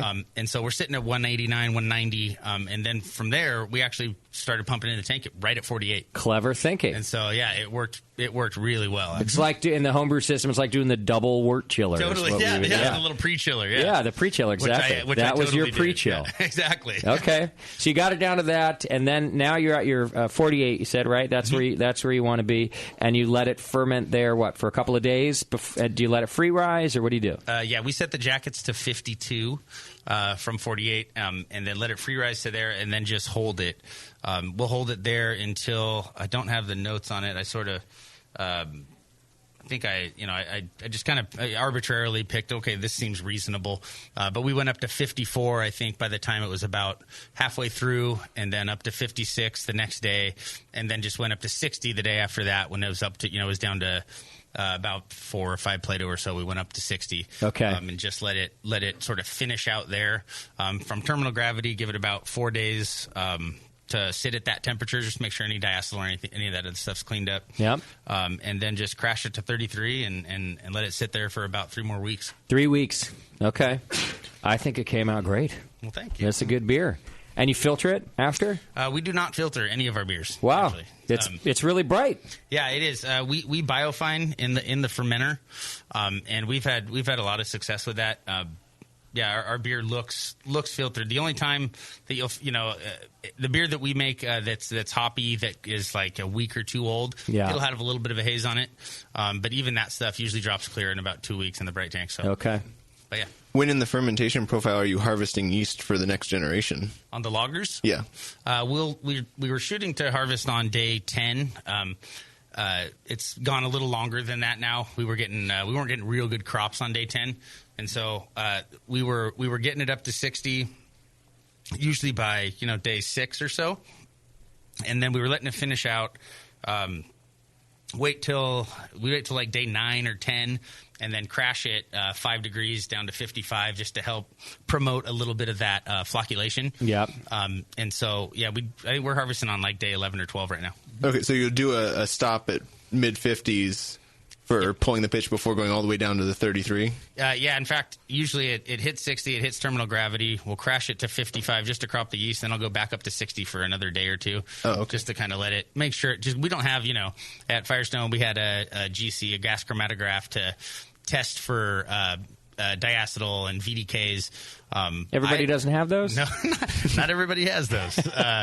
And so, what I just kind of do a lot of what the decisions I make are based a lot on the norms that I've seen with their equipment. Sure. And so 4 days at that temperature is usually enough to clean that stuff up.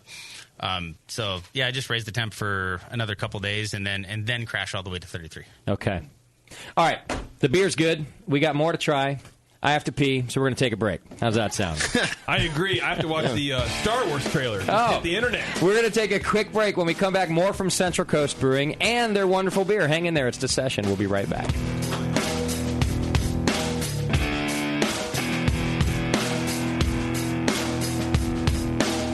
You're listening to the Brewcasters. The Brewcasters on the Brewing Network.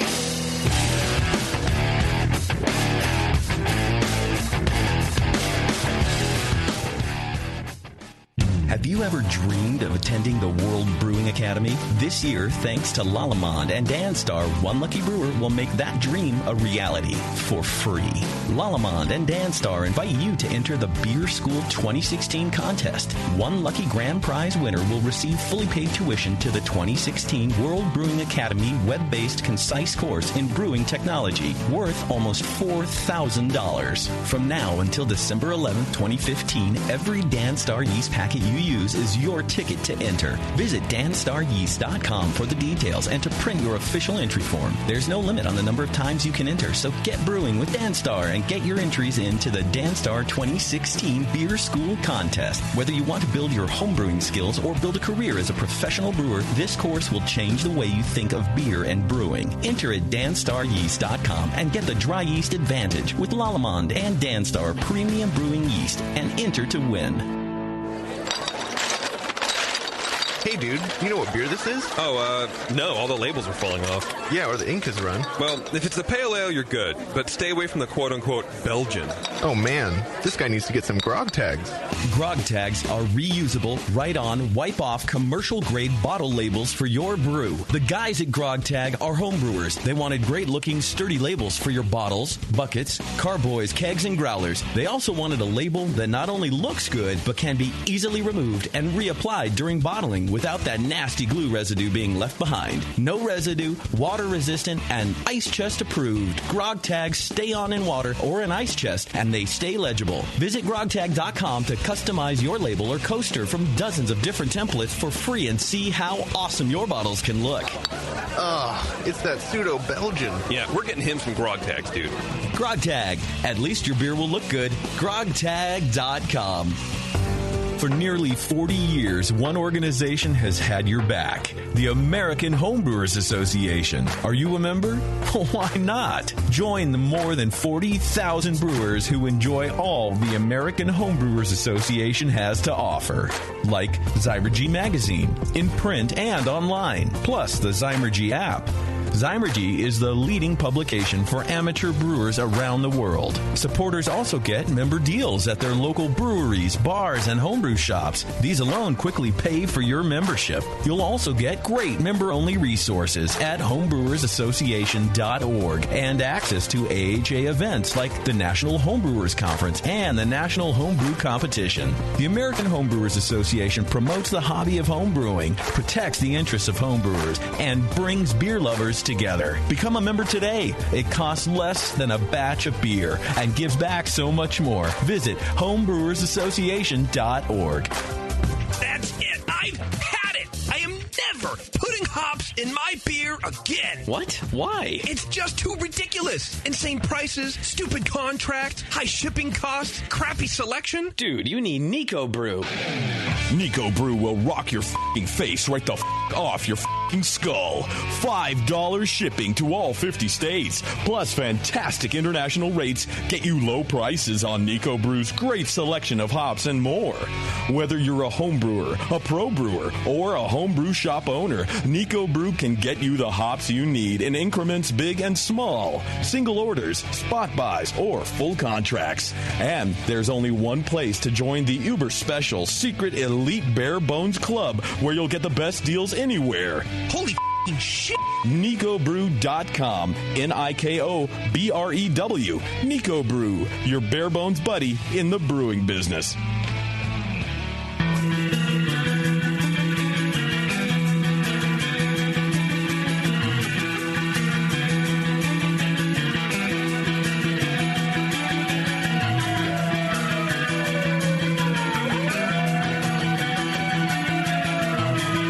Tuned into this session because life's too short to listen to crappy radio.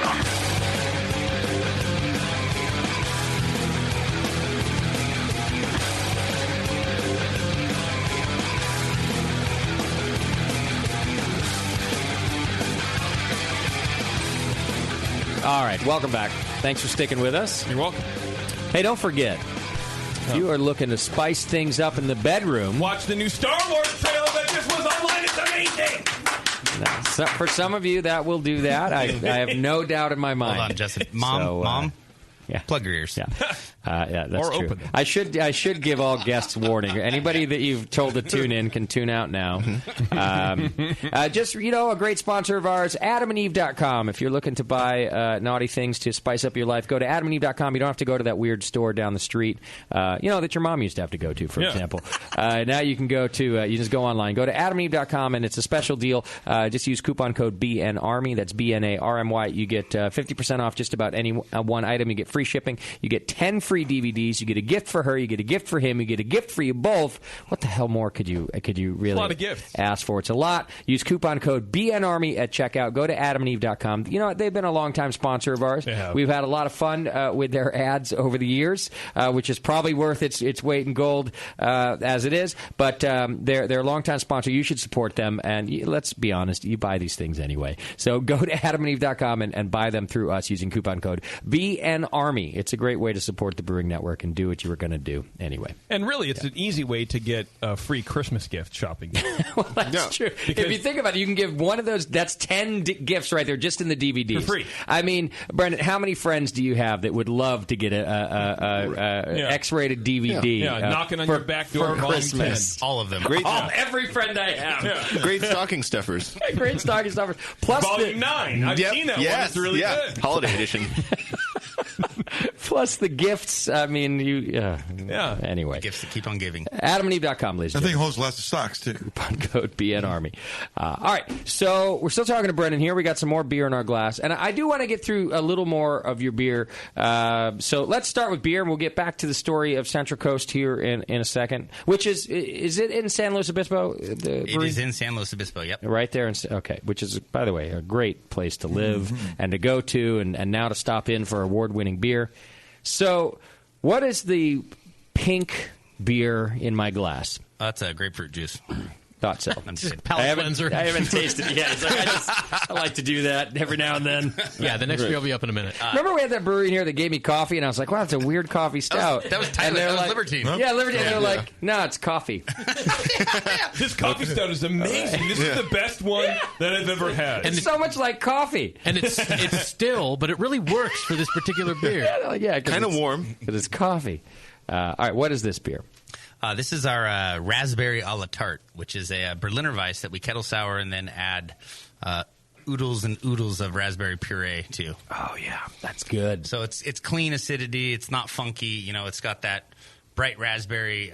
There's a ton of fruit character. And it's not overly sour. It's something that, you know, I want it to be approachable that people who maybe haven't had a lot of sour beer could still enjoy. What size glass do you serve this in at the tap room? We should serve it in a bigger glass. Huge. Like a pitcher? It's a pitch. This is a refreshing, chugging beer. Yeah. You've heard me talk about this where I say, like, oh, sour beer used to, you know, in the old country. Like, you drink it. You don't sip it. We sip it because it's expensive. And yours is probably expensive to make, too. I don't know. But this should be at least in a pint. It's so good and refreshing. Honestly, we were going to serve it in pints, and it's actually a breast cancer fundraiser beer for us. Nice. And because we weren't going to do it on happy hour, there was some confusion because we have all over our brewery. You know, we do $2 off pints for happy hour. Wow. So we got a good happy hour. God bless you. And because of that, it was like, yeah, okay, every $2 off every pint, yeah, except for this one, right? And so that's hard to communicate to customers. But if you don't sell it in a pint, then it was just one. And for us, we were going to do $1 from every pint sold, and it just made it, well, shit, we'll just do half pints, and then we're actually raising twice as much money anyways. Okay, nice. Next time, when we don't do it as a fundraiser beer, you know, we'll go pint, like liter glasses. You know? I mean, it's just my recommendation because it's one of those beers that you don't want to sip, right? Like, that's a drinker. Yeah, I put a keg on at my house, and you know, it's like lemonade. It's like you like take that first sip, and like, you know, there's a little bit of acidity coming, so you just like, it's like you just crush, yeah. and then like you stop about 7 sips later, and then your face does the little catches up. Yeah. Yeah, you go for the big swigs on that one. How do you make a good Berliner Weiss? This is really nice. So we do that. We kettle sour that one. We mash it as normal, and we run it off. We lauter it. You know, there's some potentially weird stuff in the pipes and the grant and all that. And so we bring it up to 180 to pasteurize it and just kind of start from ground zero. Okay. And then where I got my little technique for cooling down lagers before we actually cool them in, we run it through the heat exchanger after pasteurizing it back into the kettle. Okay. And so we do that until the kettle's down to 120. And we actually use just uncrushed grain to sour it. Okay. And there's a lot of things that live on grain. Yeah, sure. Lacto brevis is the one that we're really looking for to do the souring. And there's a lot of other stuff that can potentially, spoil your beer. So the parameters that you really want to be careful of, you want to make sure your pH is at about 4.5 or lower. Okay. Starting in the kettle. So we'll use a food grade phosphoric acid to acidify the wort. By lowering that pH to 4.5, you're really, preventing the growth of some bad bacteria. Okay. And also by keeping the temp at 120 and not letting it dive down too much further than that, you're also preventing some bad bacteria stuff. And the third thing that you do is you want to flood the kettle headspace with CO2.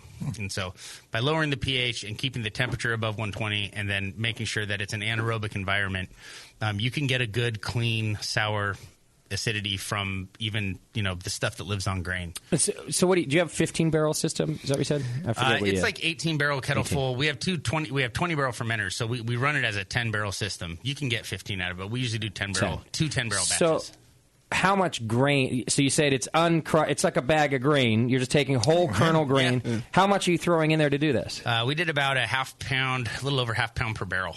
So it was a 12-barrel batch that we threw about 7 or 8 pounds of uncrushed. We used Munich malt just because it was German, felt right. And you just throw it right in the kettle. We had like one of those homebrew kind of nylon bags. Oh yeah, okay. And then we tied some fishing line around it. And I boiled the sack ahead of time. It's like I know we're souring the thing, but I wanted the only introduction of microorganisms to be whatever the hell it is on the grain. On the grain. So yeah, I just put it in the sack, dunked it in the kettle. So it doesn't take much because that doesn't seem like a whole lot. No, it does not take much, and it soured for the most part in a little over a day. Within 36 hours, it was down to 3.46 pH. Okay, so that's how you measure it, or not by taste? You don't go, all right, I taste some sour. This is where I want it. You measure it. I think both. I mean, I pulled it out. I took a pH sample.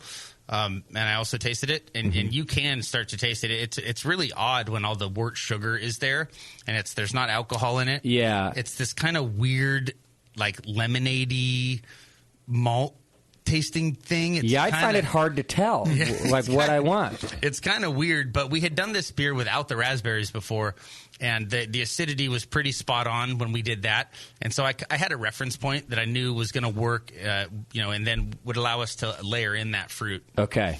And then do you heat it up again at that point to stop everything? Yeah. So we just wait for the pH and the taste to be right. And there, it's more complicated than just pH. There are other things going on. That's the only thing I have the ability to test for, though. I see. So I use my pH meter and my palate just to wait until it's right. And then we'll bring it up. When we did the raw Berliner Weiss with no fruit in it, we had actually not boiled it.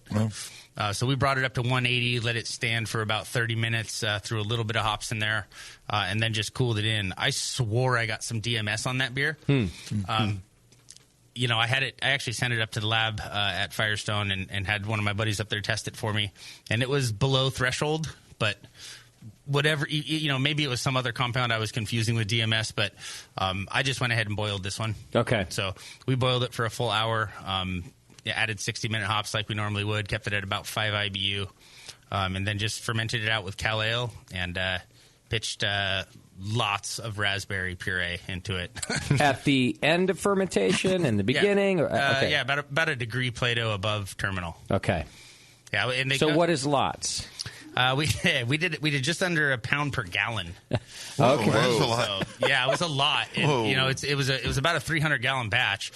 And it comes. We got it from Oregon Fruit Puree, Oregon Fruit Products, and they come in these 50-pound like Mylar bags with a little pour spout.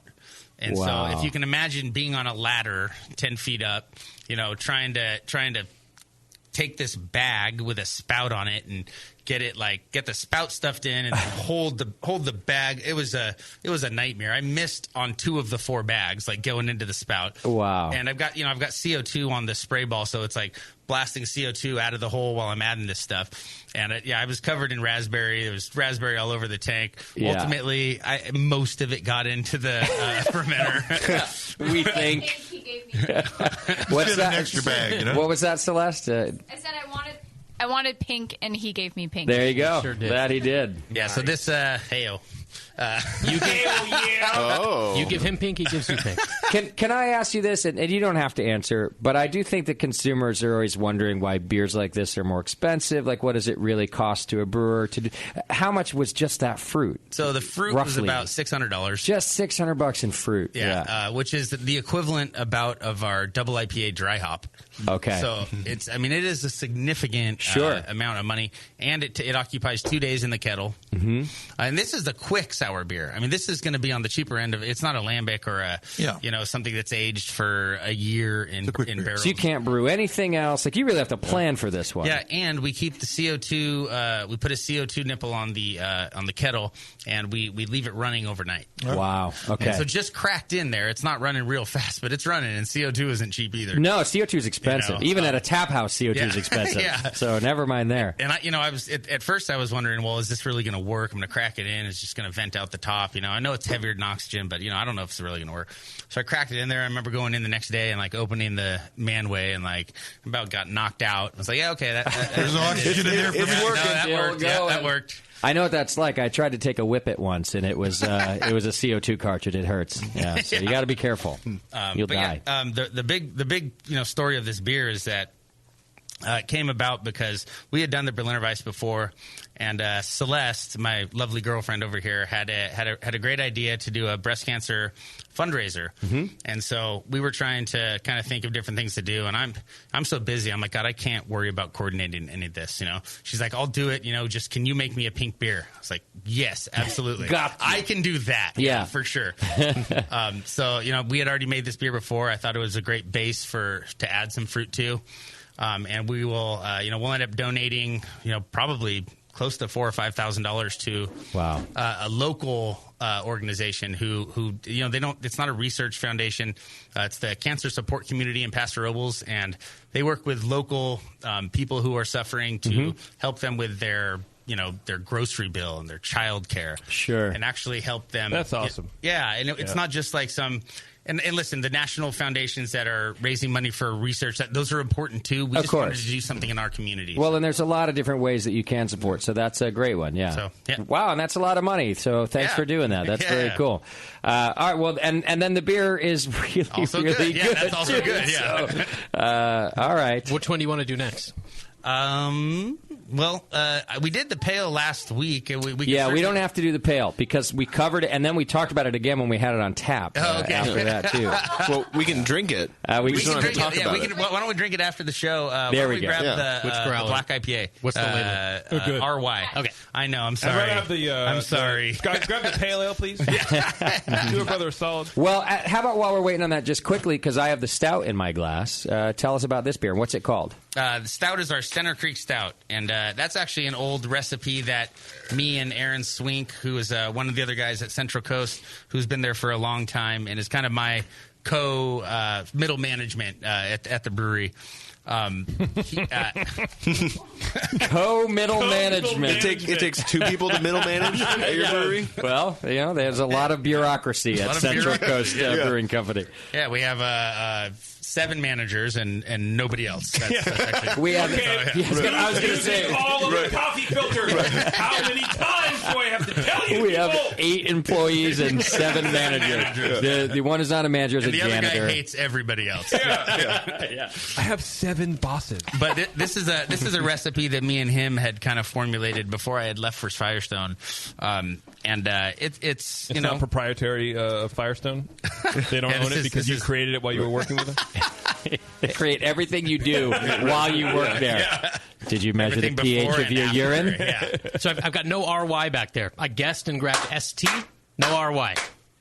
Stout. Huh. Okay, that's the stout. So I got an MS and I got a 23. Oh, that's the one. I'm sorry. MS? I'm a total dick. Yeah. It's an 18% stout. Yeah, it's the 23. Shit. Is it really 18%? I don't know. Here, why don't you bring the stout for JP? Yeah. Yeah, he can just might as well leave it here. Well, we're about to talk about it anyway. Drink that off air. So. Yeah, let's just drink that now. But yeah, it's really good, JP. Pour yourself some. Yeah, it's 65% two-row. So I'm sorry. Go ahead. Are you done? No. No, but I will stop. I will try. It's 65% two-row, 7% Crystal 20, 2% 120, 10% flaked oats, 11% chocolate malt, 3.5% roast barley, and 1% Carafa 3. So the things I think that are kind of note there is that there's a lot of chocolate in it. A lot of chocolate. A lot of chocolate. And Love chocolate malt. What would be a more average to a stout addition of chocolate? Somewhere in Probably like the 3 to 5, right? Yeah, totally. Yeah. You've gone 11. Yeah, we go 11, and it's the dark, it's the English chocolate malt. Okay. So, we're using Simpson's chocolate malt, and it's the and what we're looking to get out of that is because that English chocolate malt is pretty close to roasted barley, but it does have those kind of fudgy notes with it. And so we wanted something with a nice coffee note to it, but that also was kind of very fudgy in the middle too. So I think it has chocolate notes without a lot of the acrid or chalky flavor of what roasted Heavy malt roast, would have, right. like what heavy roast have. Exactly. So I feel like you get the components without some of the bad parts, like chalk. Yeah, and that is certainly the goal with that, to make something that has the coffee flavor that's not like an ashtray. Yeah. No, I think you achieved that. It is very rich, again. Yes, like absolutely. like you kind of said your Vienna was too.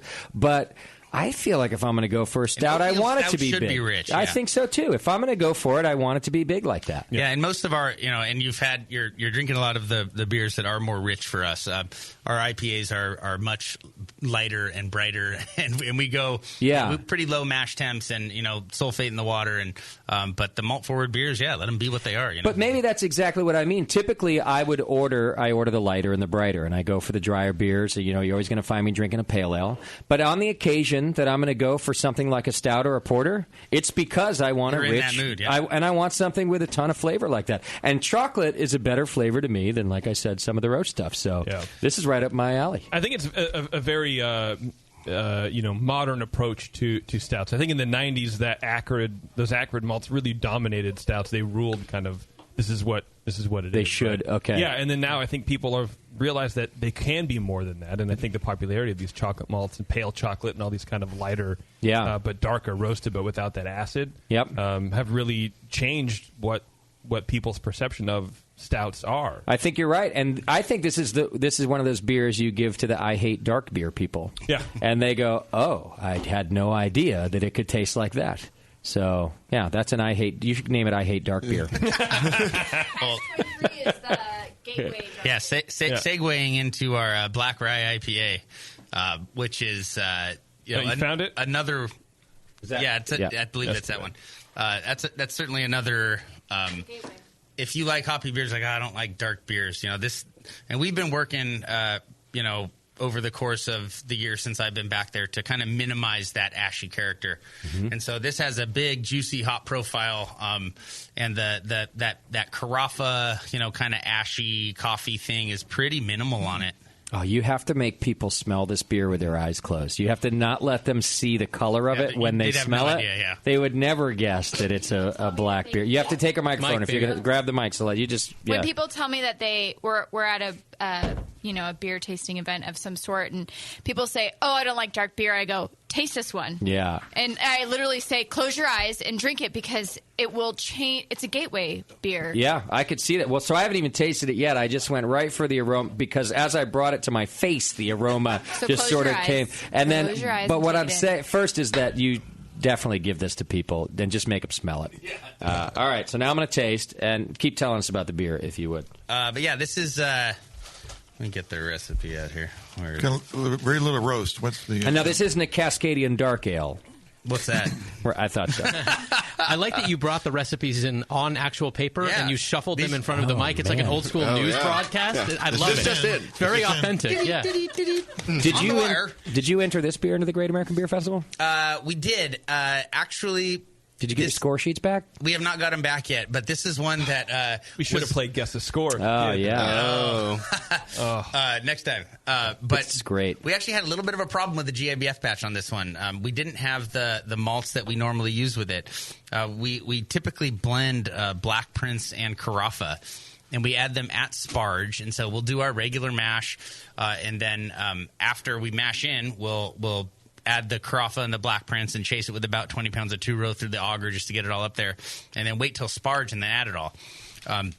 we were out of Carafa for the GABF batch, and we thought, well, Black Prince, it's color rated the same. It shouldn't be too big of a difference. And so we made the beer, and it came out, and it was like a real dark red ale. Okay. And so this is the was different. Yeah, American Black Ale category, and it just didn't have the color. And we don't have the sheets back, so we don't know the comments on it. But, I mean, this is a pretty true black IPA. It's the best black IPA I've ever had. I'm not fucking around. Now, I'm going to go out. I'm going to say I'm also not the biggest fan of black IPAs, but I would drink pint after pint of this. It's really nice. Is that going around? Absolutely. It's I'll try it. It's right there. I think it's it has a lot of bright characteristics. It's not bitter at all. I'm really curious about your blend of hops because they work together perfectly. It's very tropical. Yeah. But without some of the things like a suntan lotion that happens sometimes, I love this beer. Yeah, it's a good one. And it's very, very popular in our tasting room. I bet. Black IPAs are weird, man, because they say you shouldn't be roasty. Okay, but inevitably, they're always that's their problem. They're always too roasty because people can't figure it out. It's one of those things I think that people want to make just to make it, and they don't know what the fuck they're doing. Yeah, but apparently you can deal with acrid dark malt. Yeah. Well, you need enough of it to make the color right. Yeah, and you have to try and minimize the flavor impact enough to, keep that at bay as much as you can. Yeah. And I'm okay with a little dark malt character and flavor in the beer. It has to be like kind of layered in there on the underside. It can't be that big out front. And we struggled with that for a while with this beer. And we sort of, messed around. Well, let's add half of it at sparge. Let's add, because you're trying to get the color right. Mm-hmm. And eventually we just tried adding it all at sparge. We had to up the amount a little bit. It's about 7% total of the blend of Carafa and Black Prince. And so it's a fair amount of it in there. We just added at sparge. And the first time we did that, it's running off through the grant. We're looking at it, we're like, God, get dark, please. Like, you're looking at the wort, and it looks like a pale ale. Like, Jesus Christ, this isn't going to work.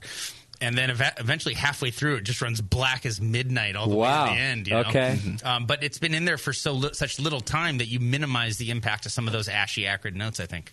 I think, and I'm probably full of shit, but I think that I can taste the dark malt in this beer. Yeah. So the next time you come in, when I've forgotten what this beer tastes like, I want us to do a blind drink of like your regular IPA and this IPA and make us tell you which one is the black one. Yeah. And I think I can pick this out without it being overly roasty, without it having acrid notes, without it having any of that stuff. I still think I could pick out, oh yeah, that's got some dark malt in it I agree that with works perfect. Like I said, I'm probably full of shit. But I think this is what I love about this beer. Is that I can taste it, yet it's not overpowering. It's not offensive, yeah. And I agree with you. I've always kind of done that in my head where you taste it and you're like, well, if I couldn't see it, but am I just tasting it because I can see it and I know it's there, or am I like there's a little flavor impact there? Yeah. But it contributes positively, I think. Yeah.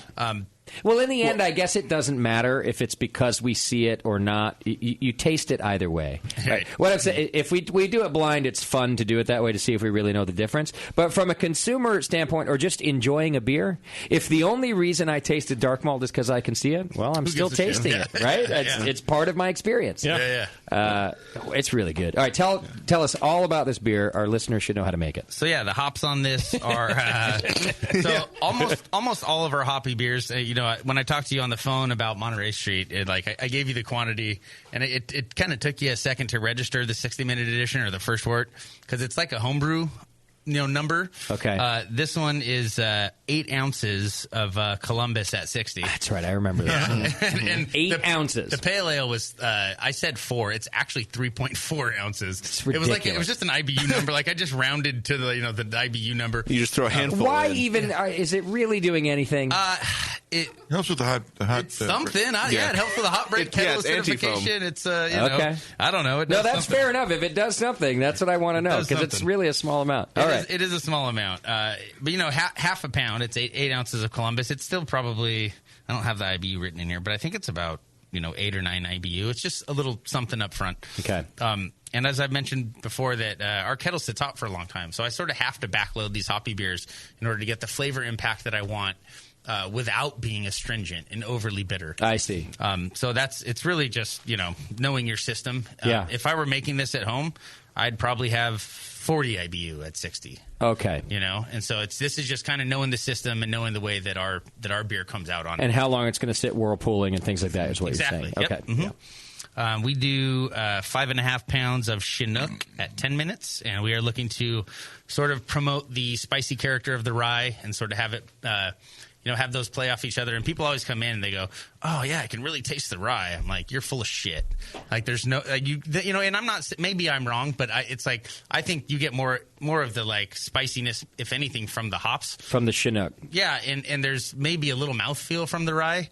But rye to me has always been more of a kind of a mouthfeel and a texture thing than like I actually taste the rye bread. But, sure. I don't know, maybe people taste better. Well, it does depend on how much, but I never would have guessed rye in this beer. No.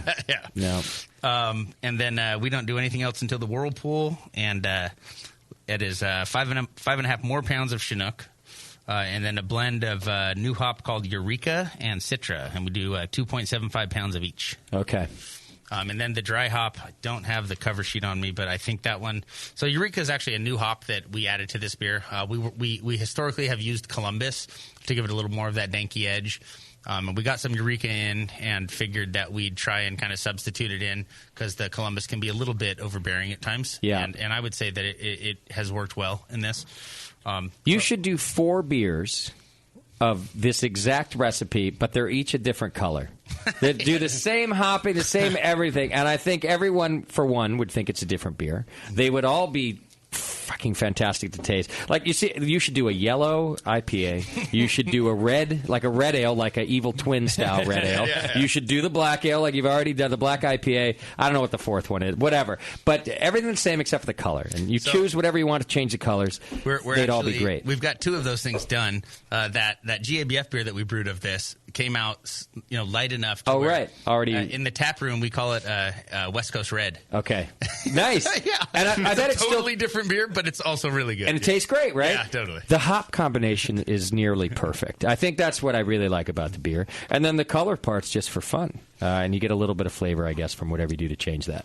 Yeah, and trying to remember the dry hops on this, it's always been a Citra focused dry hop. Okay, and so Citra and it used to be Columbus. We actually used Eureka in this batch, so it was 11. This is a 12 barrel batch. Probably took about 10 barrels to the fermenter, and it was 5.5 pounds of Citra, 5.5 pounds of Eureka, and then 2 3/4 pound of Simcoe.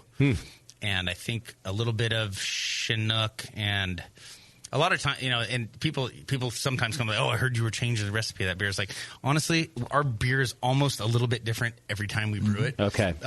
We're a small brewery, and we don't have the buying power of the big guys that go, "Oh, we're taking this whole lot, that's awesome." It's like sometimes we we order Chinook and we get a couple, we'll order 5 boxes of it. We open up like, fuck. Okay. This isn't going in the dry hop. So what do we got? You're not high new Nitas, so you can't buy a whole. We try to keep the spirit of the beer as close to we can, but ultimately we'd rather make good beer than the same recipe. I see. And so a lot of times some of that stuff changes. And I don't have the exact dry hops on here, but that was it was certainly Citra and certainly Eureka, and then a little bit less of Simcoe and potentially some Mosaic or something like that. Would you prefer I say the Eureka sucks so it doesn't become hard to purchase? Yeah, really, it's a terrible. Because I think the Eureka and the Simcoe make the Citra bearable actually in this beer. Yeah. And our Citra actually is pretty good. And if you've used that hop at all, it's hugely variable. You can get Citra that is just amazing and tropical and lemony and has this fruity and a little bit of a grunge, and then you let it hang on the vine too long before you pick it, and it's like cat piss, like you've never smelled before. Worse than Simcoe, even. Yeah, really. Simcoe, I agree. Yeah, Citra has a huge range of flavor that it can get. Yeah, from like the best hop you've ever used to like pretty close to the worst. It's that variable. That's how I feel about JP on the show. He goes from the best co-host ever. Yeah, at least I'm not muting my own fucking microphone. You stupid dummy. Same button all the time. Yeah. Oh, I thought that was God trying to defend JP. Hey, he's been doing great. Leave my people alone. Brendan, you ever run into pushback from the lack of consistency? I mean, I know it's consistently good, but you ever get someone being like, "Hey, this isn't the beer for..." I already know the answer, but because people place a huge emphasis on consistency, but how important is it? I would say that the beer is more consistent the way we brew it than if we were to actually do the exact same recipe with hops that were highly variable. You know, we try to shoot for as consistent of a beer as we can with the ingredients that we have. Sometimes that just means substituting hops out. You know, sometimes that means dropping Chinook and throwing something else in there, or taking something else out, or using but the goal is to make the same beer all the time. And I think we hit that target probably more consistently, changing the recipe a lot than if we were just married to actual varieties. You know, interesting. And this beer is just Cal Ale too. Yep. Yeah. All our house beers are Cal Ale except for the lagers. At what temperature? We do it usually at 68. Oh, yeah, right up at 16. Do you dry hop at fermentation temperature, or do you cool it down? We dry hop at fermentation temperature, and that's actually one of the things we've been kind of messing around with. Is I was on this whole kick of doing a little bit of dry hopping during active fermentation, and then letting it go for 3 days. Dropping those out, crashing the tank a little bit to dry hop, get some more of that yeast out, letting that sit for a couple days, and then dropping all that stuff out. Because I was doing cell counts on the tanks, and I was seeing this, they were up in the 30s and 40s after 3 days of dry hopping, and you crash the tank 5 degrees, wait 2 days, and it was in the single digits. And so I was trying to get, as much impact as I could from the kind of dry hopping during active fermentation, but then also trying to get something out of the dry hopping without yeast in solution at all. Sure. And, it just ultimately, it takes too long. And so I just started dumping everything in there about a half degree above Plato above terminal, and just being like, well, fuck it, there's a bunch of yeast in solution, but, we'll just see what the final product ends up at. Just use more hops if you need to. Just use more hops if you need to, and then we're able to turn that tank now, what was a 20-day beer, we can turn it in 14 now. Could you taste a flavor difference? If time wasn't a factor, would you still do it that way? We've been doing this for about like basically one bat. Like we did it on this one, we did it on the last IPA we made, and the last IPA that's still in the fermenter. So this is kind of a new experiment thing. Again, it's just a recipe issue. But this beer turned out pretty good, and that's what we did on it. Brendan, you really think like a brewer. And maybe that sounds silly, but you went to marketing school, not brewing school. But the way you're measuring everything all the way through, and you want to know what your cell counts are, and you're thinking so much like a brewer instead of just, well, here's my recipe, and here's what I'm told to ferment at, and I know that Matt said I dry hop like this, and then I'll make pretty good beer. And that would be true. You'd make pretty good beer. But you're making exceptional beer because you're really thinking like a brewer. You're measuring, tweaking stuff. And measuring every part of the process too. For a very small brewery, right? You guys don't distribute outside of the area. Am I right about that? Yeah, we're just in the county. We're 30 miles north and about 20 miles south, and we just keep it. Okay. Yeah, with that. But you're treating every batch as if it's going across the country. You're really measuring everything. You also just said that Firestone makes pretty good beer. They do all right. They do all right. 5-time mid-size. For a little guy. All right. Yeah. He'll never be done. You'll never be done learning? Is that what you're saying, Celeste? That he'll never... you have to take a microphone if you're going to speak. Sorry, I'm the mistress. Who's his girlfriend? The beer. Okay, got it. So when he comes home, I gotta go. Where are you going? To the brewery. Back to the brewery. And then he comes home, and I'm like, I smell her on you. You were at the brewery. You slut. Well, that's good. That's good that you can be so open right in front of the beer. Here there's a very important thing to note about being a brewer's girlfriend or being the girlfriend of a home brewer or the wife. It doesn't really matter.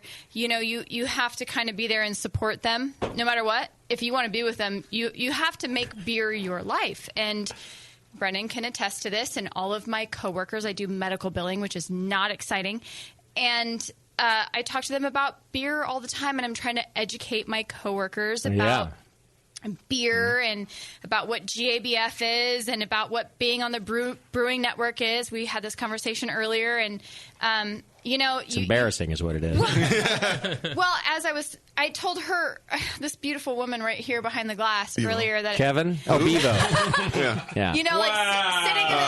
Sitting in this room with you guys is so surreal, and I know you guys can joke and laugh about this, but the moment I met Brendan, was the moment I started listening to you guys on the radio, and I laugh, and we were driving down the road, and I'm like, can you put the BN on? I wanna Nice. listen, you know, and it's been Sounds like we got you laid, Brendan. well, it's That's how been you know such she's an a integral keeper. part of Well, our relationship. there's more of a Our backstory. facilitator is sitting right here next to us, but Tasty? Tasty. What do you mean? He introduced you guys? well, we had met through help Kyle, with their who hookup, now I works. think. Yeah, Kyle, You who roofied works her? at Firestone and now works for Lagunitas. He was kind of got the ball rolling, and then Tasty kind of took the lead on it and really made it happen. We jokingly call him the facilitator, which is going to be your guys' That's a nicer collaboration name beer. than we give him, so that's cool. Me and Tasty are going to make a collaboration beer. It's going to be Tasty the Facilitator. Nice. That's a pretty. That's a great name for a beer. Actually, That's a great name. Yeah. So the first time that she said that to you in the car, hey, I want to listen to the BN, you must have thought to yourself, man, I found my mistress. This is the one. Yeah, totally. I also said I love sour beers, and I thought he was going to get down on his knee and propose right Wow. then and there. Yeah. But, Right then but and there. honestly, being the girlfriend of a brewer is pretty fucking awesome. Uh huh. And- Get free beer Yeah, a lot of free beer, a lot of nice little beer belly. and beer trips and Beer trips yeah, and meeting yeah. you guys has been pretty spectacular. But you Yeah. know, I've learned a lot in the past few years. I've learned not to wear perfume.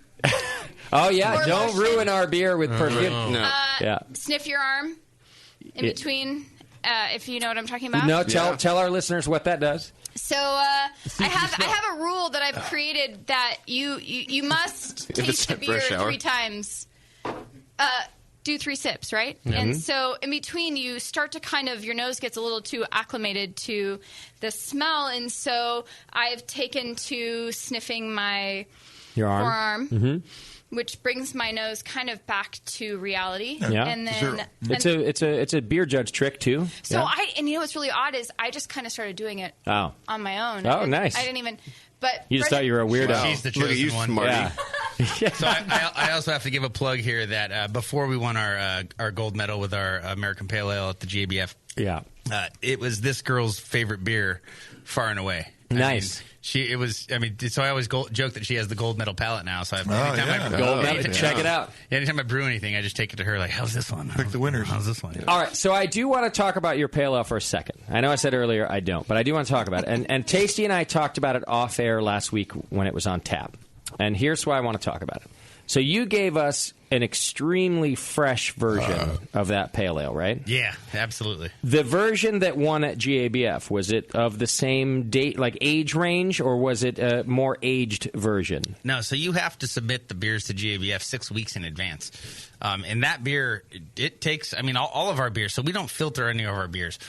We had Biofine in the fermenter, and I was actually transferring a beer today, or yesterday, and you can see, it looks to the blind eye. You're just looking at through the sight glass, and it looks clear. And you take a you're blind. You take a, Yeah. You can tell what the there's fuck beer can in you the see line? when you're blind. Yeah, but you take a flashlight and you shine it sideways through it, and you see all these. It looks like, you remember Goldschlager had all those disgusting gold flakes in it. What do you mean I remember. disgusting? They were beautiful. I remember last night very clearly. Disgusting. And you didn't have Goldschlager. But you can see all these little, reflective particulates floating through it you can't see normally, and that stuff you can absolutely taste it. Okay. So even though I always say that filtered beer for the most part, hoppy beer in my opinion is as good as it ever will be right off the filter. These unfiltered beers that are fine, and I was talking to Alex at Fieldwork about this, is that it takes a couple weeks before that beer really settles in and sort of just kind of comes into its own. Okay. And I absolutely believe that. And, that beer we had sent up to you was about 4 days old. Well, and that's why I wanted to ask, and not because it wasn't good, because it was very good. But here's what happened. I was on my way out the door. We were having our GABF winter event that night. And I don't stay for any of our events, actually, because who needs to see me drunk more often than they have to, especially the staff. So I was leaving. But somebody reminded me, they said, hey, dude, the best pale ale in America is on tap. So I stopped, and I ordered a pint, and I enjoyed it. I enjoyed it a lot. It was a great pale ale. But well, yeah. it was rough around the edges was the problem. Absolutely. I could tell that it was a wonderful beer. I could tell that the recipe was done right. I could tell that it was brewed right. It needed But it had a lot of sharp edges. I don't know how else to explain it. I feel like that's a shitty description, but it had a lot of sharp edges. Absolutely. And I ended up talking to Tasty about it a week later because it was bothering me. It was bothering me because I know you're a good brewer. In fact, when we met at Firestone, you gave me a beer, and I instantly invited you to BNA 10, right? Because I thought, well, this is great beer. Yeah. And then here it was. It beat out one of the largest categories in the Great American Beer Festival. So it was bothering me that my palate saw it as rough around the edges. So I talked to Tasty about it, and he had said he spoke to you, and it was an age thing. It was just sort of waiting another couple weeks. Yeah, and it does. It does settle into a little softer, smoother profile. And, and the one that was judged was 6. And that beer, when we had originally brewed it, it took 3 weeks before I went.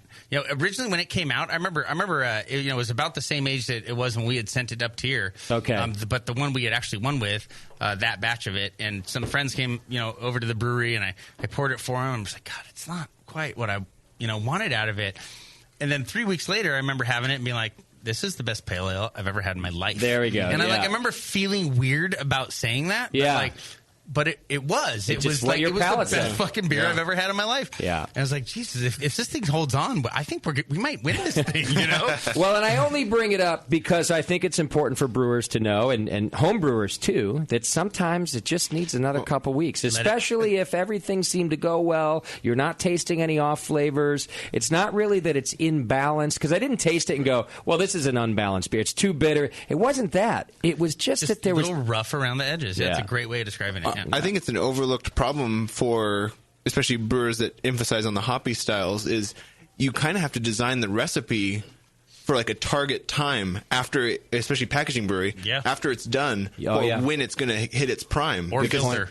Because you have to, and for a brew pub, it's kind of hard because you have to make it ready for right when it gets started, and it also has to last. Yeah. But with a production brewery, it's like, okay, it's going to take how many weeks to get from our brewery to a restaurant, and when's it going to be on point? If a production brewery is filtering, though, I think you eliminate a lot of that. Oh, I think that beer basically comes game ready. It'll stabilize right the off beer. The Right. Yeah. A lot of it's the the tannins from the polyphenols in the hops. And, there's protein and there's stuff that isn't necessarily big enough to see. But it impacts the flavor, and if you put it through a filter, it takes that stuff out. Okay. And it basically comes off the filter, ready to roll.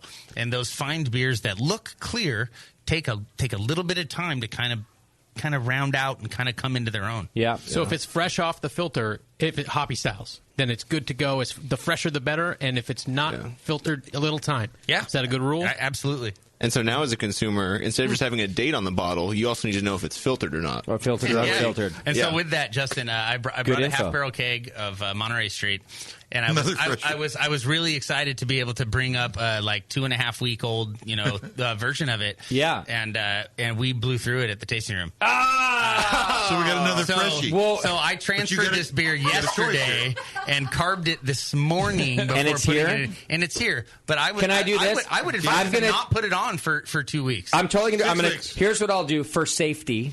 I'll take it to my house. That is not safe. I will put it in my kegerator for 2 weeks. Still not safe. And then drink almost all of it. It will probably end up back at the Hop Grenade.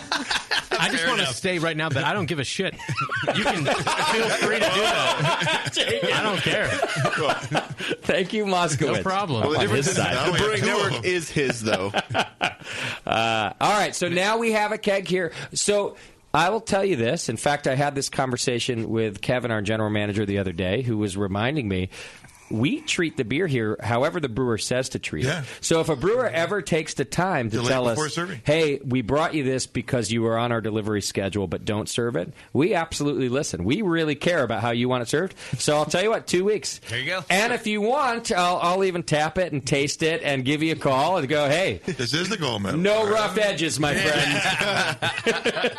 I wonder how many people, pro brewers and brew pubs, whatever, are making that mistake and they don't know it. Like they're serving stuff too early because they just have that mantra in their head: the fresher, the better for hoppy styles. I don't think many. I think and you're the pro brewer, so you could correct me here. I think they all know it. They do. They almost all know it. But in some cases, they feel like they don't have a choice. You got to get it out to the distributor. You got to get it to your account. You got to do whatever. They might even advise don't tap it, like Brendan's doing, but retailers don't listen. I think the other thought is a ton of consumers don't know or care or whatever. Just give me the beer from that brewery that I know and love, and I'll drink it. Yeah. You know what I mean? Does that make sense? So I don't think it's that the brewers don't know. Okay. Yeah. And you can adjust your recipe and process somewhat to kind of dial that in a little bit. Yes, you can. And also you have to consider that there is a life cycle of the beer. There's that 2-week sort of maturation period, and then there's also the 2 weeks after prime where it's falling off. Right. Would you rather have I honestly would rather have you taste that beer a little early and a little young and a little raw and a little rough around the edges, but bright and you know and by the way, this is a little but rather than have it like the 2 weeks where it's like because I'm so sensitive to those oxidized compounds that I would rather have it like knowing that it's rough and raw but like fresh, Because by the way, then my comments are different. Then my comments are, hey, you got some problems with oxidation and whatever. Instead of saying, you know what, it just needed a minute. That's a very different thing to hear. I do not envy your brewers with this sort of 2 weeks to wait and then 2 weeks it goes downhill. Jesus, I want to shoot myself every day. It's constantly going, is the beer going to be good? Is it going to be good? Well, luckily, like you said, most people aren't that savvy. So, well, given that, what do you think the general public thinks? Should you err on the side of a little later? And sure, we don't like the oxidized thing because we're beer geeks, but the general public, maybe they're more averse to the sharp edges thing. We get people in the tasting room all the time that they're so used to oxidized hoppy beer that really fresh hoppy beer throws them off. We had a guy in there, and we make pretty decent hoppy beers, and this guy's sitting at the tasting room, and I go, I asked him what he thinks, and he goes, I don't know, they're okay. I'm like, that's cool, everybody's got their opinion. He goes, I drink, I like Denogonizer and all these, and those are great beers. But I know they're not great probably by the time he gets them from the supermarket. Right. Yeah. And what that really told me was that he is used to old beer. Sure. And that this fresh beer was weird, It was just like something different for him. And I'm not saying that that's everybody, but I think that's a common percentage. Yeah. At the Heretic Tasting Room, I had a guy that would come up and guess when Evil Cousin was new. We would have a new keg every 2 weeks, basically. Yeah. And he would come up and be like, so you just tapped the new batch, right? And so he drank it enough and could tell, to where he could tell when it was falling off, and then when it came, and then when it was brand new again, fresh off the fermenter. That's a good consumer. I like that. Is that a filtered beer? No, fined also, so you can tell right away. Which did that guy prefer, fresher or older?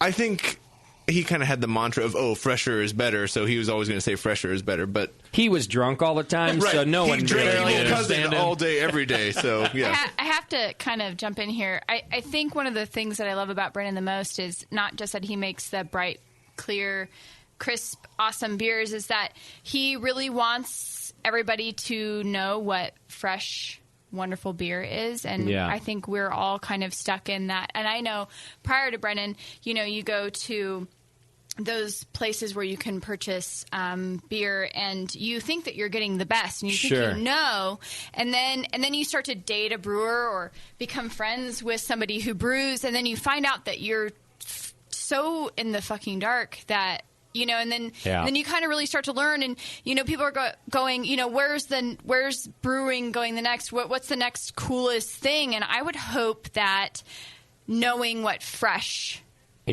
truly fresh beer is where it should really be going next. But the only way you're going to know that is if you submerge yourself in the real brewing world and kind of find those local breweries and taste. Well, but you're kind of still screwed because you don't know if they're making good beer or not. But so here's, when we started this thing, and I think that craft brewers should take a moment and think about this. We used to talk about educating consumers. That was all we talked about on this show and craft brewers, because it was us against the big guys or whatever it was. And the whole the way we were doing it was to educate consumers about what craft beer tastes like and what good beer tastes like. I haven't heard that conversation in a couple of years.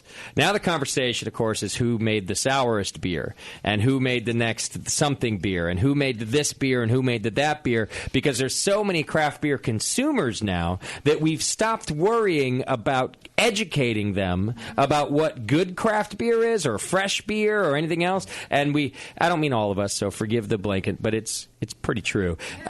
We stopped doing that, and instead we're selling them a product. Well, and if anything, they know too much. They might know a little too much. Knowing too much. Yeah. And so, to your point, I think sort of going back to our roots about educating what fresh beer tastes like, educating what a dry hop beer tastes like, educating what a stout tastes like with a lot of chocolate malt in it. These are the types of things that I think craft brewers would do well to remind consumers about. But maybe it's now everyone's a beer geek and they come into your tasting room and you're not allowed to tell them anymore. You're not allowed to educate them anymore because we're also snobby about what we know. Everyone knows. Oh, I know. I already know. Too many know-it-alls. I know. I know already. I know what you're saying, Justin. Right. I knew what you were saying before you said it. I knew what you were about to say. Do you know how many times I'll sit through a conversation, and gladly, by the way, when people are telling me things, before I ever tell them I run a beer show or something, beer people will sit and they'll tell me all about the beer I'm drinking. I will never stop somebody and say, I know. Yeah. I'll wait for the moment where I go, well, you know what, I think you're right about that beer. And by the way, I run a beer show, so I get to taste that. And then you have the conversation about the things that you all know together.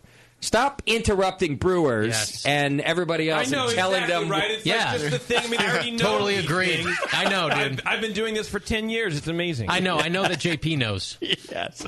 So I'm agreeing with you, Celeste. People need to stop and learn what fresh beer is. All right. I need to learn what a urinal looks like. I forgot. All right, so here's what we're going to do. We're going to take a break. And, Brendan, we've got more of your beer to try. We do have to move on to some other topics, but if you can hang out, and we'll taste the beer and still talk about it. And this stout is, I know I'm late to the party. The stout's fucking incredible. It's really nice, right? So good.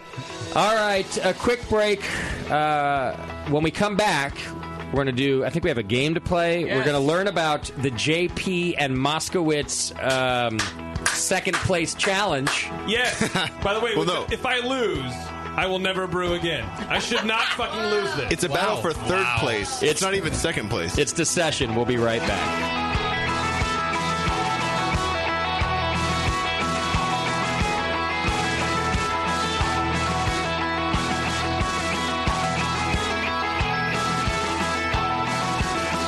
You're listening to the Brewcasters. On the Brewing Network.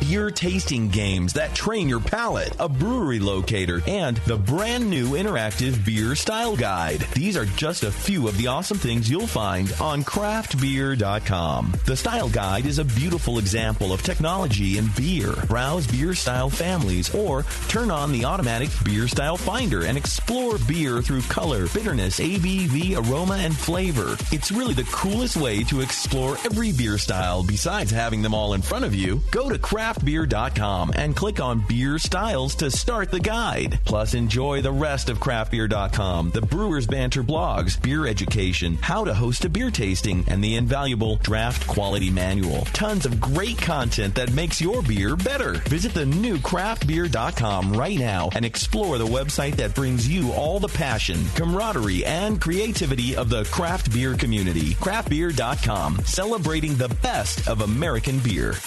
Are you looking for a simple brewing system that's great for all grain brewing, but everything on the market seems to be full of compromises? Blickman Engineering has the answer. The Blickman Brew Easy All Grain Brewing System. The Brew Easy is a complete system with easy upgrades and a beautiful compact design, perfect for any size brewing location. At its core, the Brew Easy is built on two gorgeous Blickman Boilermaker brew kettles, a high-temperature March pump, and either a top-tier gas burner or the new Boil Coil electric heater. The Brew Easy adapter lid allows the pots to stack stack on top of each other, forming an efficient, strong, and compact brewing setup that comes in 5, 10, and 20-gallon batch sizes. Upgrade your Brew Easy system with full automated control by adding a Blickman Tower of Power temp controller, and make moving around easy with the Blickman Kettle Cart. The Brew Easy is modular. If you already own a Boilermaker kettle, you can build your Brew Easy by purchasing just the modules you need. The new Brew Easy all-grain brewing system. See it today at BlickmanEngineering.com and brew with Blickman quality on your new Brew Easy. Williams Brewing is your online resource for prompt delivery of quality home brewing supplies. Since 1979, Williams Brewing has offered the finest equipment and the freshest ingredients, backed by the best customer service in the business. Do you like to mash using efficient fly sparging, but would like an easy way to heat your strike and sparge water? Enter the new Brewer's Edge electric mash water heater, a plug-in, anywhere, precisely controlled heater for strike and sparge water. Ditch the fumes and second burner and make mashing easy. Go to williamsbrewing.com today and browse their vast selection. That's williamsbrewing.com. Orders placed by 4 p.m. Pacific Time weekdays ship the same day. Brewing is easy the Williams way.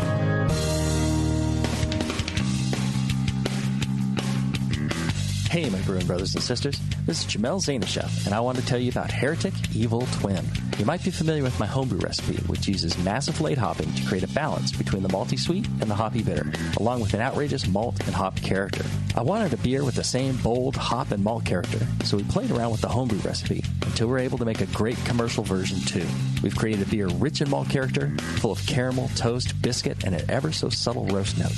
On top of that, we piled in an insane amount of Citra and Columbus hops at the end of the boil, as well as in dry hopping. This damn-the-cost approach to hopping gives Heretic's Evil Twin a great blast of citrus and tropical fruit that can't be matched by any other hop. The result is a bold, malty, hoppy, but easy-drinking beer. This is our top seller, our flagship beer, and I couldn't be prouder of it. Cheers. To find Heretic beers near you, click on Find Some at hereticbrewing.com. Segmented, demented, fermented. It's the session.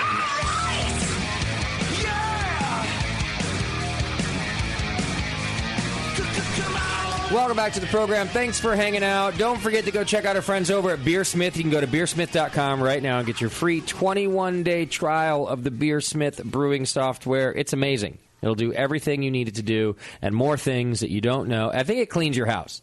Pretty sure that if you turn it on, it's a Roomba? Yeah, I think it's a Roomba. If you open Beersmith on your laptop and you put it on your living room floor, Roomba Smith? Yeah, it does. It'll make your beer for you and clean your house. Wow. Go to beersmith.com, get your free 21-day trial.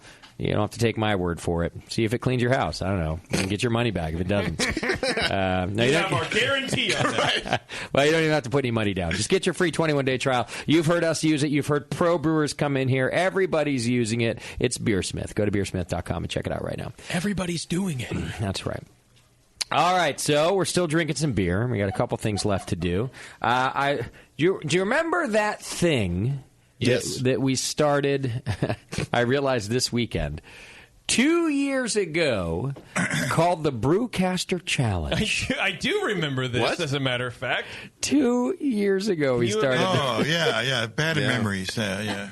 I wonder why we're not making any. I think winning was worse than losing, if I remember correctly. Yeah, because you had to brew again. When you wonder why we're not making any money around here, we can't finish anything. I don't wonder the that. Brewcaster Challenge was a great. It was a great idea. Yeah, and then what we executed was also great. It's pretty good. And then shit just happens in the life of the Brewing Network. It's Martinez. I blame Martinez. Martinez got in the way. The hop grenade happened. The hop grenade happened. That got in the way a little bit. Yeah.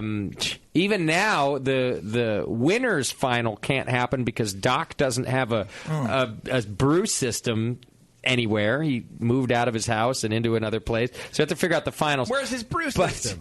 It's in 3 different places. Does half of it belong to his wife's condo? Well, actually, it was dismembered and sent to the 4 corners of the continent.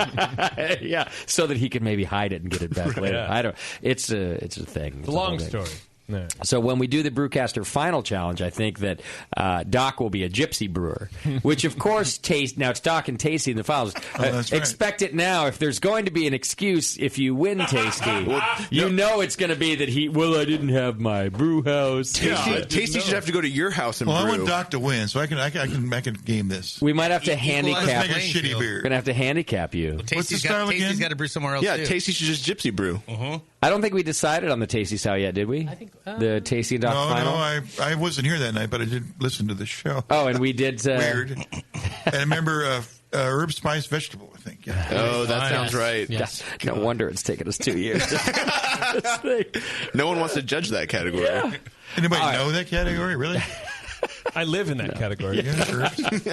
All right, so the herbs in my beer. So the final for first place is still to come. We're only talking about the consolation prize tonight, and that is for second place, otherwise known as last place, between JP and Moskowitz. It's just the first loser. It's just like the losers bracket. Yeah, I get it. Well, no, doesn't the loser of the Tasty and Doc round get second place? Right. These guys are just for third and place. Third and fourth. Shut up. Right, you can't even get first loser anymore. God. And by the way, the fact that Moskowitz is even in the consolation shows how flawed the competition is. Right. Even a broken clock is right twice a day. All right. All right. So what's happening is that JP and Moscow have to brew against each other, and what we decided is that they're going to brew against each other on the Pico brew. Yeah. Because I don't brew on a regular brew system anymore. JP's all Pico all the time. Well, that sounds like what Doc needs right now in his little apartment. Yeah. So maybe he can brew on the Pico. We got a bunch of them running around here. It'd be the perfect size for him. Well, that's true. Doc-size brew system. So rather than 5 times his size. So JP brewed over the weekend. I did. I brewed on game on. Saturday So morning. what was the style that we gave you to? Barley wine. Because you guys are fucking. You guys are dicks. American barley wine even. So we'll taste this in a year. It'll be amazing. Yeah. So this will be a 3-year Brewcaster challenge. All right. So barley wine. Yes. American barley wine. And you brewed on the Pico Brew over the weekend. I did. Tell us about your recipe and your beer. I have the recipe right here if you would like to hear it. Yeah. Okay. And I read 1 basket of... Because everything's in baskets, right? No. I mean, Stone. you put it in a tray. Oh, okay. And then you put it in the thing. But you can call it a basket. Sure. Okay. So I was deciding on, well, is it fair because Moscow hasn't brewed yet? I don't want to give him any tips. Yeah. I already have my recipe built. I promise you I will not be changing it based on what you say. Based on what others say, maybe, but not based on that. Yeah. Not fair. So don't offer him any... Well, we can make the rule that my recipe is locked in as is because it's already built. But how do we know? It's on his screen right now. It's on your... I can see squigglies on his screen. Yeah, it's already done. I'm all screenshot this motherfucker. Yes, you're not kind of any kind of gamer or anything like that, so you wouldn't do that. Anyway, all right. So I decided to go with a 10.5% barley wine. Okay. I didn't want to go super big. No. No. Yeah. That's right in your wheel. What is the range of American barley wine? I thought isn't it like 8 to 12, something like that? Or that sounds great. Yeah, they're above 10. What do you think? I looked at the fucking style guide. Well, that's what I'm just trying to think. Like to me, 10. You're saying I didn't want to go that big, but that sounds big. I'm gonna look it up. Go ahead. I'll look. I'll come back. It's 8 to 12. You're right. 8 to 12 is pretty big. 12, perfect. So you're right. So 10, right in the fucking 10 middle. and a half is what you said. Average. All right. And because I didn't want it super giant, I knew we would have to drink it relatively, early. Yeah. And I'm counting on you dummies to allow for that. To allow for some sort of hotness. I thought you were going to say you're counting on us to not know how to judge it. So you doing that. If the Rauch beer was any sort of representation of how well you guys know style, I'm screwed. Right? Are you going to put the PBW in this one also? I didn't put. Shut up, Warren. Hope your beard gets caught in something. So here's my recipe. So this is for 2.5 gallons in the Pico Brew. 2 pounds of British 2-row. 12 ounces of German Munich, 4 ounces of British Crystal 50-60, and 8 ounces of British Crystal 70-80. Okay, sounds good. So I did the multiple layering of the crystals because I wanted that depth of flavor, and I think to me barley wines are represented in that kind of deep caramel crystal malt flavor. Yep, not too much. but just enough to kind of get it in there with that malt sweetness. Sure. Yeah. Okay. And then for hops, I did an ounce and a half of Chinook, ounce of Centennial, and half an ounce of Centennial as well, and that's a 90-30-10. Have you heard of this Eureka hop? Never heard of it. I heard it It's sucks. shit. I heard it's terrible. No, you don't want to use that. I heard it's terrible. Bad. All right. And then I'm fermenting with the San Diego super yeast. Oh, from White Labs. Yeah. Cool whip. I like your choice, upping it from the Cal Ale and going for the San Diego Super Yeast. Yes, because I know that the San Diego Super Yeast really handles the higher alcohols a little bit better than I think Cal Ale does. Okay. And so I'm counting on that to kind of munch all them sugars down. What temperature are you fermenting at right now? Well, that's a great question, Justin. I'm glad you asked. I am fermenting in between 62 to 68. I have an analog temperature controller. What do you mean 62 to 68? Well, I don't know. Oh. I have no idea because I have an analog temp controller, and those can have swings of like 4 degrees. But it's all temperature controlled. It's in temperature controlled environment. It's in a fridge, but it's not a digital. And digitals get within 1 degree. So if you set on your digital thing 64, it could kick on at 66 because there's that 1 degree swing. But that's ambient. So the temperature of the carboy itself should be pretty consistent. Okay. Well, whatever. What does this guy mean? Or not. I don't know.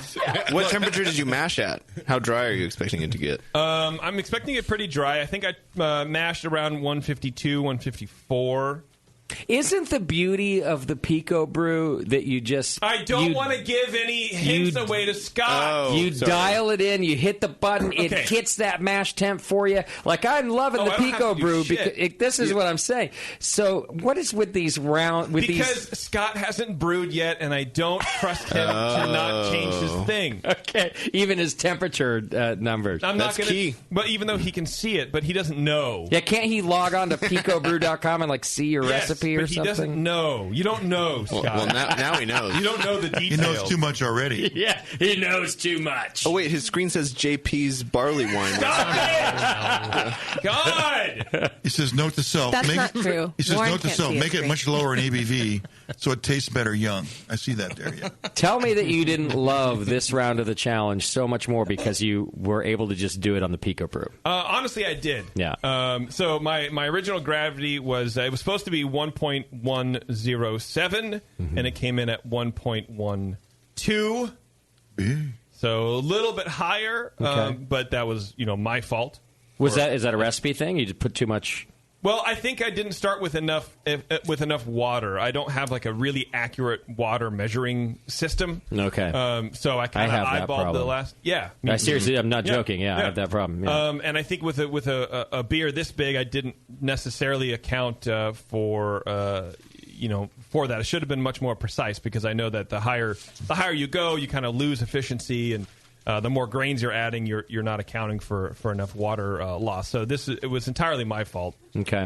And I also cracked the basket, the plastic. The too much grain. I don't know what happened, but I think when I pull it in and out, I'm a little rough with it. If you know what I mean. And so some leaked out. So that's entirely my fault. Oh, I see. Okay. Yeah. So I had some issues, but they were my own. Excuse me, they were my own personal issues, as most of them are. Yeah. All right. You've put that Pico through the ringer. I really have. Since you've had it, man. I really have, and they're nice enough to be sending me another one. So I'm wow. Yeah, that's you're like a bottomless pit of Pico Brew. Right. Why hasn't Pico Brew figured out that they should pick somebody else on the BN staff to give the Pico Brew like to? Who? I don't know. Exactly. Tasty, Doc, somebody. Well, wait a minute. They keep reinforcing the one they send to him until eventually he doesn't break it. I think that you're like there. Listen, the day that JP brews and nothing happens, we know we've built the tank. That's what it is. You're their beta tester. Yes, I'm stupid. I'm the average consumer. I'm an idiot. But the beers always come out really nice, and so I'm looking forward to tasting this one too, especially because we're doing the upper edges of with the barley wine, right? A big beer, high alcohol, not something you would normally brew, which is the point of the Brewcaster Challenge. Yes, and then putting the machine to the test. Yes, and to answer your question, yes, I was very excited about it because I wouldn't have been able to I think be as calm as I was during the brew day and focus on making sure my carboy's clean, making sure I have enough yeast, making sure all this kind of stuff is in place because I would have been good timing though, right? Yeah. Because I would have been focusing on, is my mash temperature right? Is my step mash going well? What's happening with my brew day? And I didn't have to do it. And so I can really focus on what I think is going to win this competition is fermentation. Okay. Yeah. Which is happening now. Yes, which is happening now. Plus or minus 3 degrees. Right. Yeah. Well, it's happening. And it ferments in the keg, right? It can, but I prefer to ferment in carboys. Okay. So so at the end of the cycle, you can go into the help screen, and then there's a setting called recirculate, and that will pull your. It'll basically just drain the keg and transfer it to wherever you want. So I just plug in the thing, put it in the carboy, and there it goes, and it oxygenates it as it goes in, and I'm ready to rock and roll. Does it have a name yet? Yes, it's called, here, let me see, JP's Barley Wine. Okay. Yeah. Good name. Yeah, I saw it on Scott's screen, remember? Warren, stop it. That's right. All right, Moskowitz. You're supposed to be on your dad's account. Now, you haven't brewed yet. I tried to do that, but you have to. Your account has to be. It's synced up to a machine. Right. So your machine is synced up to your account. If I logged into his, it would brew on his machine. Well, I know, but then you could sync up my machine to his account also. He didn't say that. He was just like one account is linked to one machine. No. I don't know. It might be true. I don't know. And I didn't look. I really didn't. I just went into the recipe builder and I built my own. So for clarification for the listeners, Moscow is taking JP's Pico Brew machine, and he will brew on the same machine. Yes, because Tasty's was way too busy to be used. Well, I asked Tasty first. I did. It's going to be busy. I got a lot of plays. You know, I got some. It's not remember busy that maltster we had on the show from Oregon? Yes. Well, I got some malts from that. Okay. And I'll be doing some test batches. Very nice. And you guys will hear all about it. Will we taste them, too? Yes, I have the real beer. Okay, excellent. I like that. All right, so what's your recipe look like? And you haven't brewed yet. Not yet. It's a little bigger. I'm going for more like an 11-2. Okay. I think it's a good choice. Top of the spectrum. I think that's a great choice. Go big or go Get home. us drunk before voting. Exactly. This is an adaptation of Jamil's Old Monster from Brewing Classic Style. So I use that as my sort of base recipe. Okay. That's good thing. And Stack of the deck. JP pointed at Warren. Did you predict that, Warren? Well, no, I did. We Oh, talked you did. about where you were going to get your recipe from. Why wouldn't we all get our recipe from Brewing Classic Style? Well, and by adaptation, he means he scaled it down to 2.5 gallons. I didn't lift it direct. I was about to, but then I did some tweaking. See, that's exactly what I thought. I said, okay, look, Scott doesn't really brew all that often, so he's either going to take the classic example of the style, which I think is Sierra Nevada Bigfoot, or he's going to lift Jamil's recipe. So I don't want to do either of those. All right. Good strategy. Because I was about to do the same thing. And you could have said the same thing about me, except you could have eliminated Sierra Nevada and known I'd go right for Brewing Classic Style. Absolutely would have. So if you're wondering where JP lifted his recipe from, just look at his shirt. Stop it. Yeah. He did not. He's wearing a rogue shirt. Wearing a rogue shirt. Yeah. But so he that's interesting. We're sort of reverse psychology because he took what I was going to do and was totally right that's what I did and said I need to set mine apart and it can't be a very similar beer at all. Yeah. Anyway, Okay. Yeah. All right. So I'm going for a starting. My target starting is 1.113, a little bigger. Target finish is 1027. Going for 95 IBUs. I'm going to try and go a little. Do you think that's high or low? Hard to do. Hard to do and high. Yeah. However, it's an American barley wine. It'll be it ready depends in a year. on what the what does the BJCP say.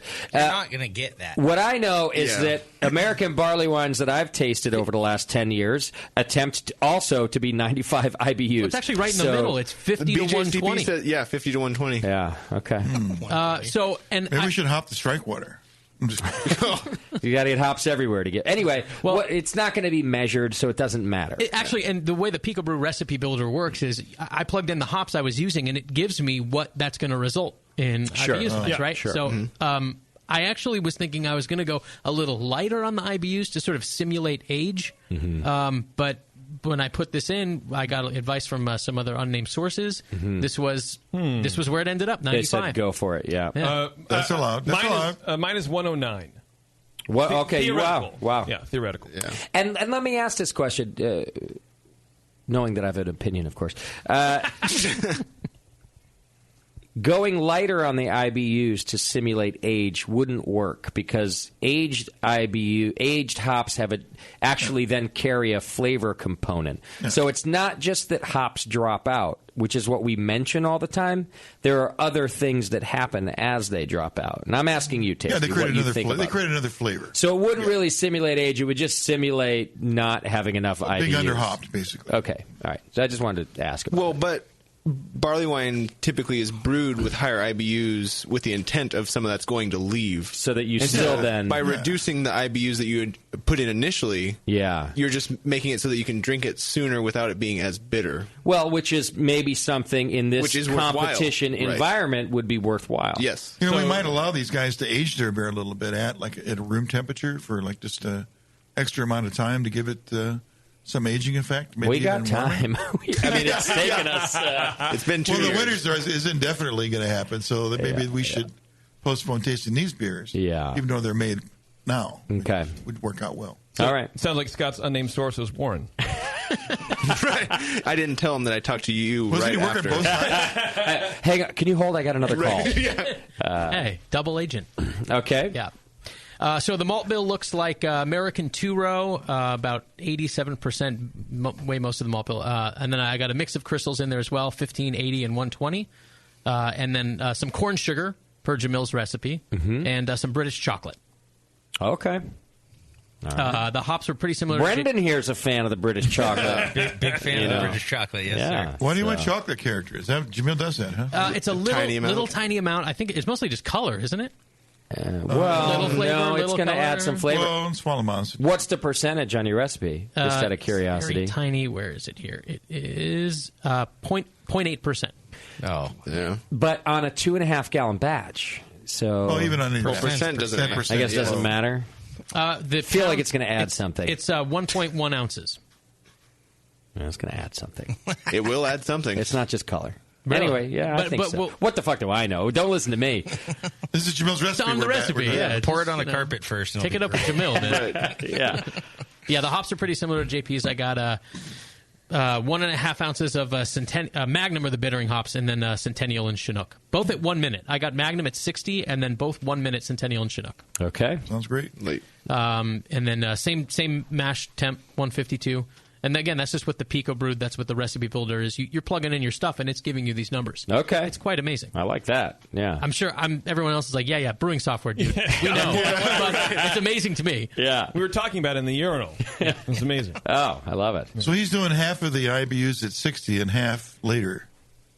Personally, I'd rather, because of the aging in barley wines, I prefer to put a lot of permanent bitterness in the beer. So more of the 70-30. 60 minutes. Yeah, up front, yeah.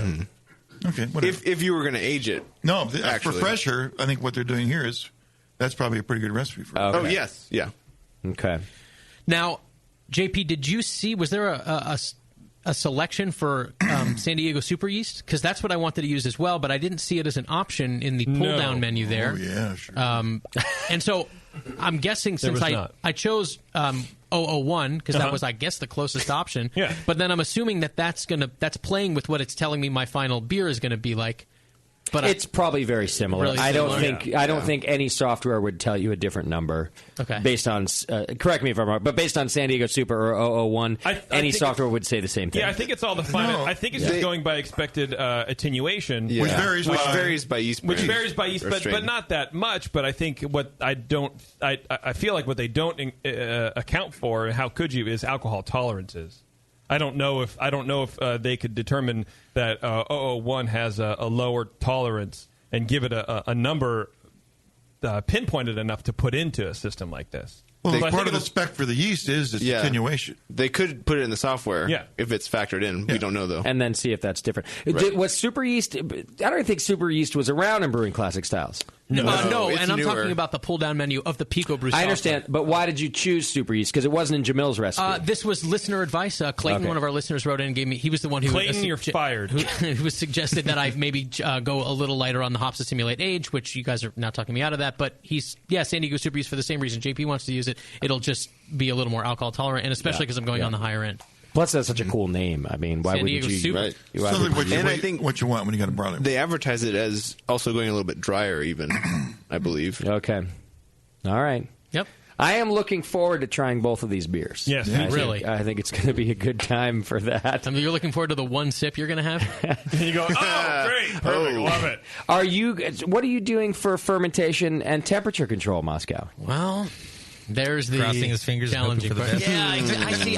I just don't have the equipment to do temp control, and I'm going to be diligent about it. Hey, no, there's no excuse there. I gave you a great way to the bathtub coin, man. In a tub. The bathtub ice bottle thing. That's the one. Well, yeah, I mean, but that's Put your what I mean. carboy in a water bath and do the frozen 2-liter bottle thing that Brendan was talking about. So you just freeze a couple of them. You put in one every day. Yep. It's going to keep you between 64 and 68 all day long. If it's warmer, use and you're more gonna be water fine. bottles. But it's not now I here. still wish I had some sort of digital readout where I could just plug my temperature into and call it a day. But I will be doing that. Yes, Brett. If you wanted to empty out your Pepsi fridge of the beer you have in it and put a carboy in there, I can loan you a temperature controller. Serious? What's happening here? Well, why not let him temperature control? Because if he doesn't have, this is a part of a brewer's repertoire, and if he doesn't have the proper equipment, then he's out. Scott, if you want to use my temp-controlled conical, you can just come over to my house. Shouldn't it just be not the brewer's repertoire or the equipment that he has, but the ability to just brew the best beer he can? And he doesn't have that because he doesn't have a temperature. But isn't home brewing also sharing? And here's my equipment, here's your equipment. Not the brewcaster's challenge. How come you're the only one who ever complains about the rules and the everyone else is like, whatever. We're just brewing against each other and making the best beer we can. Because that's my job. He has a fridge that his stuff will fit in, so he has all of the equipment. Then all he I'm saying, instead of spending the $60, we all know he's a Hebrew. I'll give him the thing, and he can.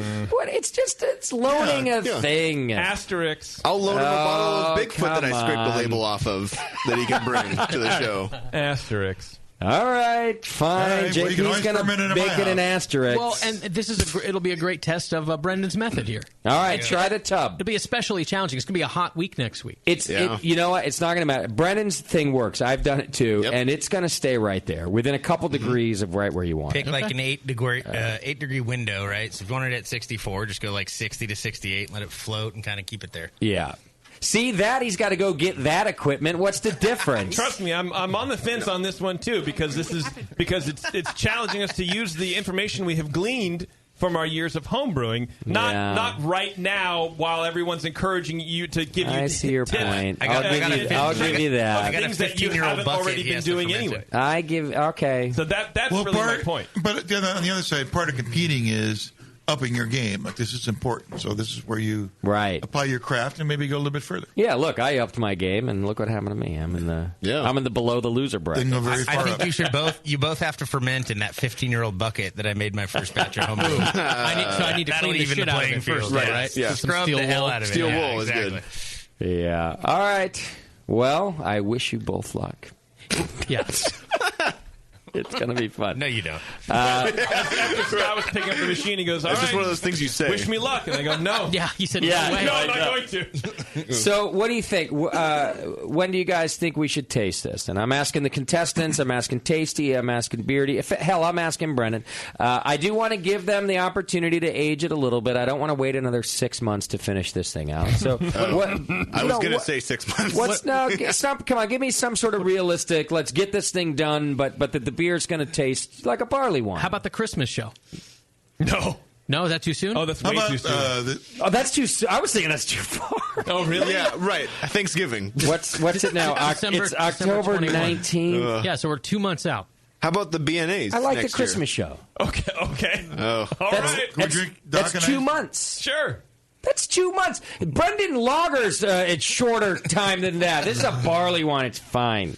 What does one have to do with the other? We'll both be at the same disadvantage, right? I agree. But I'm saying for both of us, I think that's way too soon. I think was it Tasty or was it Beardy who said, "Hey, let it sit in a warm room for a little while, sit warm for 2 months, simulate some aging." Well, although this is brewer skills. aging. If you guys have gleaned anything from the show and you want to let it sit at warmer temperatures or not, that's up to you. Simulate aging. Yeah. Jay, can I really? borrow some warmer Then why does every brewer on earth hate it when a retailer lets their beer sit warm? It does other things, but it ages the beer. No, I break. Brendan, No. what do you think? Time and temperature. I plead the fifth. Yeah, you pussy. You can't tell me if you take a bottle of a barley wine and let it sit at room temperature for a month or properly aged for 6 months that they would taste the same. It might taste older. It might have broken down compounds that don't taste like the fresher beer. Okay, and but it's not going to be be the same. Okay. as a properly aged. That might be true, but for a short period of time, it does age the beer. It has components of aging. Yeah, it adds all the negative aspects of aging to a beer. Very fast. Okay, everybody should bottle some and keep them at 2 different temperatures. Because if you bottle, well, they would have to have gleaned that from the show on their own, Tasty, to decide if that's a thing they want to do. I already think the big swing in temperature control is going to be enough to where no amount of aging is going to make these beers palatable. So I don't think it matters. For both of them. Right, for both of them. Right. Yeah, there's a lot of fermentation character in these beers. Yeah. So temperature is really important. Yeah, for sure. Tasty, what do you think about the December 21st show? Sounds good. Why don't we do is that not way too soon? Doc and Ice beers at the same time. Oh. Same show. Brewed or done? Done. Well, we got to talk to Doc and figure out where he's going to brew. But we can try to do that. Okay. Yeah. I like that idea. Finish it all. Yeah. It's a new year. Or the end of a goddamn thing. Whatever. No, now we have to start it up again. Right. It's a continual Round thing. 2. Yeah. I agree with you. This as a continual rotating thing. I completely agree with you. Yeah. That's why I want this done. Yes. Okay. I just want to get it over, and then yes, we can start a new one and figure out how to not make it take 2 years. Like no loser bracket. Right. It's just single elimination. Yeah. Right. I think the new thing is single elimination. No more barley wine. Right, Yeah. right. No Styles make a difference also. Weird. I've said that before. Yeah, well. It sounds like something you say. Yeah. You know what else it sounds like? You're all a bunch of fucking whiny bitches, and you ought to brew your beer and shut the fuck up like Tasty does. Do you know what we've made this man brew? Are you serious? What does he do? He's like, all right, fuck it. Yeah. Here you go. I think this sucks, but here you go. I'll point you to the route beer show. All I'm saying is that 3 out of the 8 people in here have beer, so there's a problem. You're right. There's a lot of empty glasses. What do you guys want? The listeners didn't know until you said it. But I knew. I've been listening for about 2.5 years, and I need us expected us to be drunker? a little, yes. I'll take a beer, Celeste. You going out there to order beer? I promised Just several make it a people beer a round. meltdown. I'll have a Pale 31. I mean, a Vienna Lager from... You mean Monterey Street? yes. Oh, yeah, one of those. Grab that growler, actually. Is there a growler of the pail? Oh, Bring the that growler down. of the pail. Bring Oh, some that growlers. sounds perfect. Yeah. All right, let's do that. Yeah, I promised several friends a meltdown, so...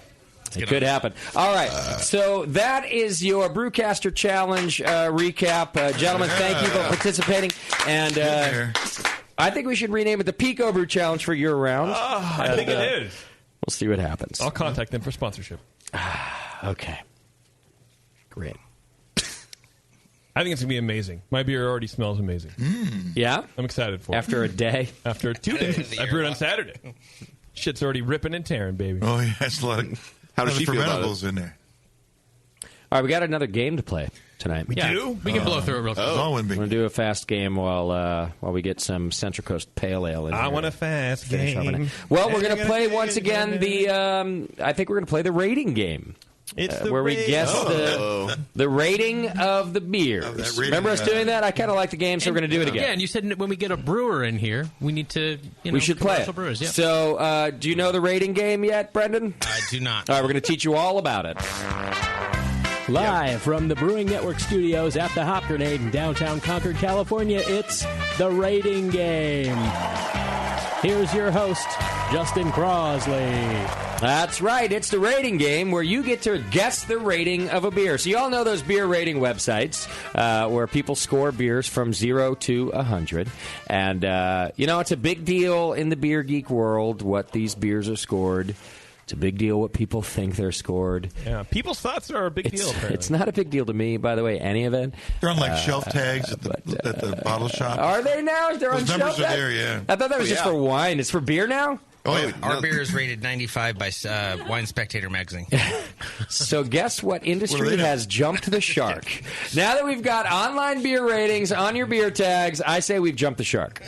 I say fuck it. We all go back to Budweiser. Oh, yeah. Well, what is their beer rate? By the way, I'm advocating putting both of my companies out of business right now, like an idiot. But I feel like... Let's go for the big numbers. Hey, you got Let's some get Bud drinkers to listen You in. got some Budweiser on tap? Golden Rose. Shit, I forget. That's true. We did. Seeing as I'm employed by both of them, if you could not do that, that'd be great. Right. All right. So we're going to play the rating game where Moscow will give us the name of a beer, and we're going to guess. Now, it's not what our rating of the beer is. Let's make this clear. There was some confusion of this last time all throughout the fucking game. There was? Especially every time it got back to Doc. Hey! Well, now, wait a second. Is it what I think what the people think? Wait. Augustina Barina. What do I think of it? Because if it's what I can't tell. So it's not what we think. It's what we think the beer was rated on these online forums. So we're going to give you the name of a commercial beer. And from 0 to 100, you're going to tell us, what do you think consumers rated it online? On that very famous site with the big red number at the top, of which I am sure you are aware, Brendan. Where's all that beer, Celeste? She's pouring it. I don't want some little... Where's the growler? Right here. Oh, you get the swirlies, dude. Look at I that. see you're doing the... Oh, she's doing it right. She's just cleaning out the glass. And you're yelling of at her. whatever it was before. Shut the fuck up, Beardy. I'm taking the heat for you, Celeste. Don't worry about it. Now, last show there was a virtual tie, so we should make whoever is ahead should go first. Okay, he wants to go first. Is what he's Good saying. call. Good call. No, and he's right because I could allow the second place. I ruined your chance to win. Yeah. Jeopardy not ruined rules. it, but just would have been a more of a level for a fun game, I think. The winner of the last thing gets control of the board. Right. Yep. Yeah. All right, so Brendan, I'm going to calibrate you before we start, just so you know. So on Good this luck. site, Sierra Nevada Pale Ale is at 91. Okay. Fat Tire is at 82. Coors Light is at 51. Is this style or like So this overall? is the debate. Oh, God damn it, that's a good pale ale. It is really good. This is the debate.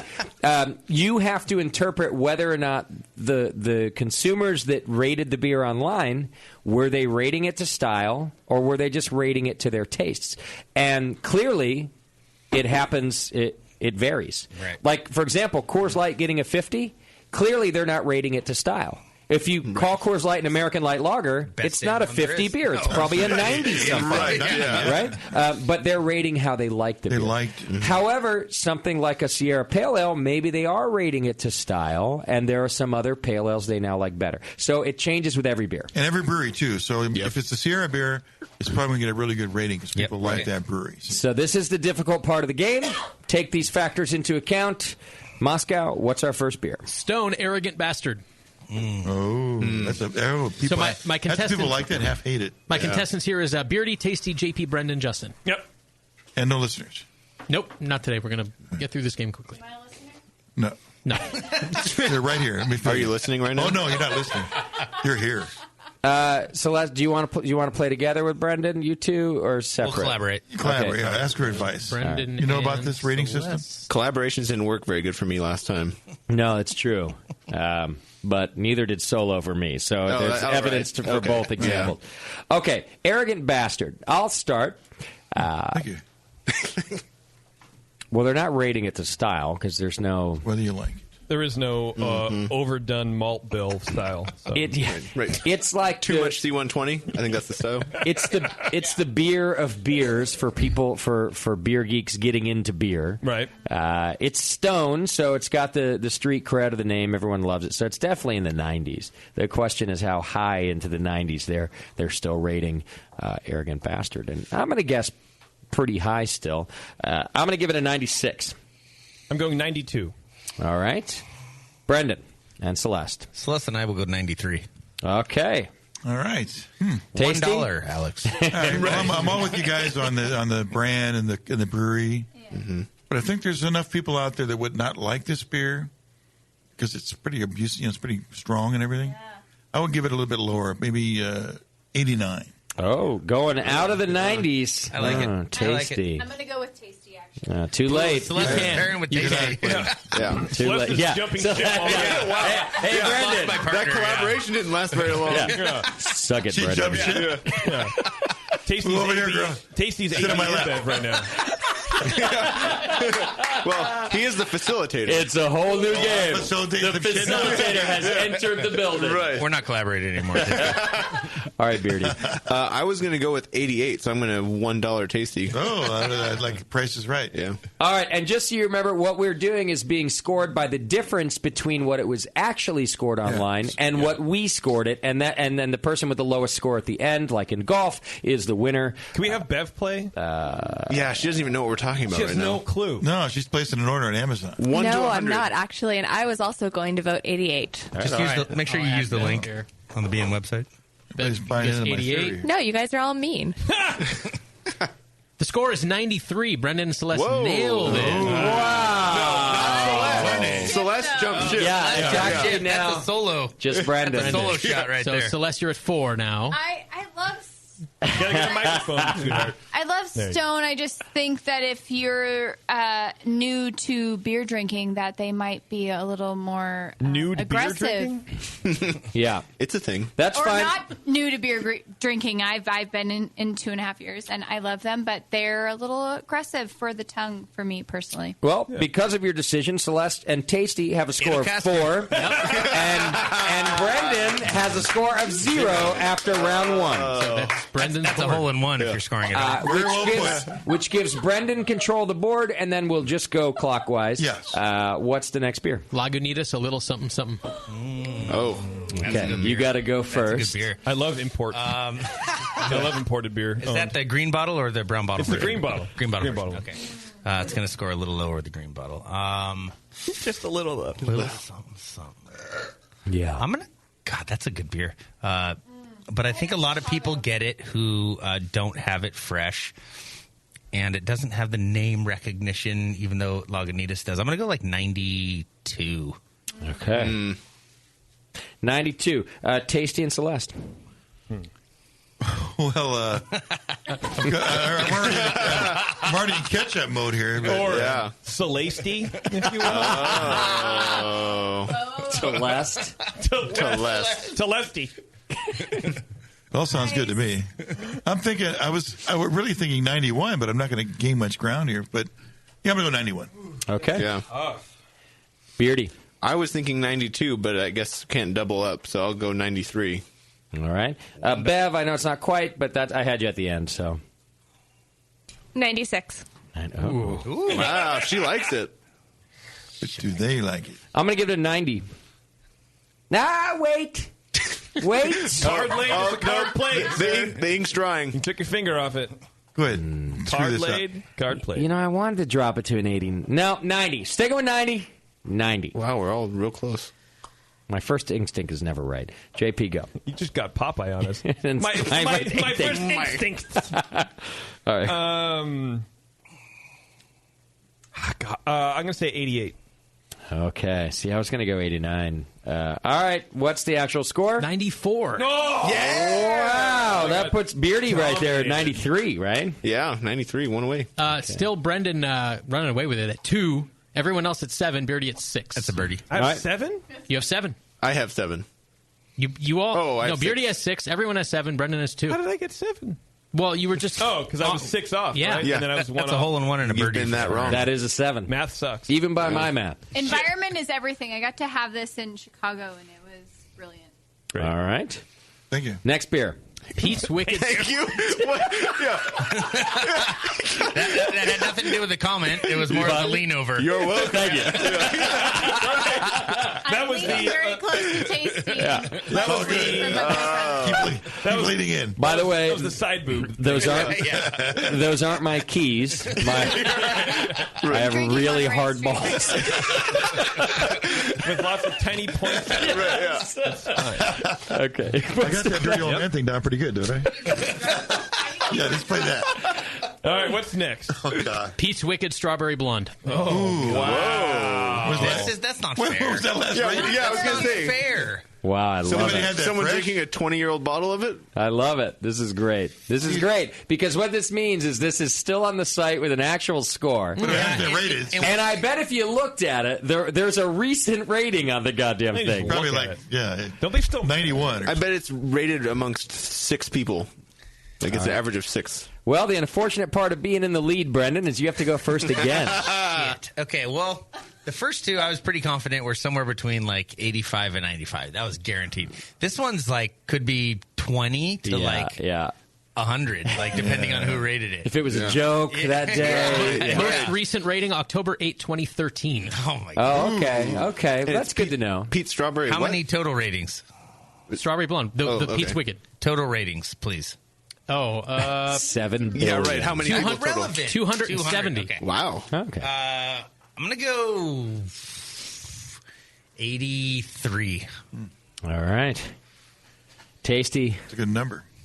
Well, my thinking is like that beer was being consumed during the period when beer got better. Yeah. So and then now to me it's more about the strength of the brand and the taste of the beer. So I'm going to go just a little bit lower, like 78. Okay. Beardy? It's really hard to say. I think because of the nostalgia, I would give it a little bit higher than even 83. 85. You're just making words up over there? I try. Bevo. This is where I lose. 69. Yeah! You guys are awful people. Yeah. No, you win. You win every time. You could have easily said 70. As I was saying that, I was like, I shouldn't say this number. I shouldn't say this number. I shouldn't say this number. You couldn't have just gone with 68. You're 70 guesser, Bev. Somewhere between 68 and 70. Exactly. You know, as an East Coast kid, this beer was closer to me than most. This was like...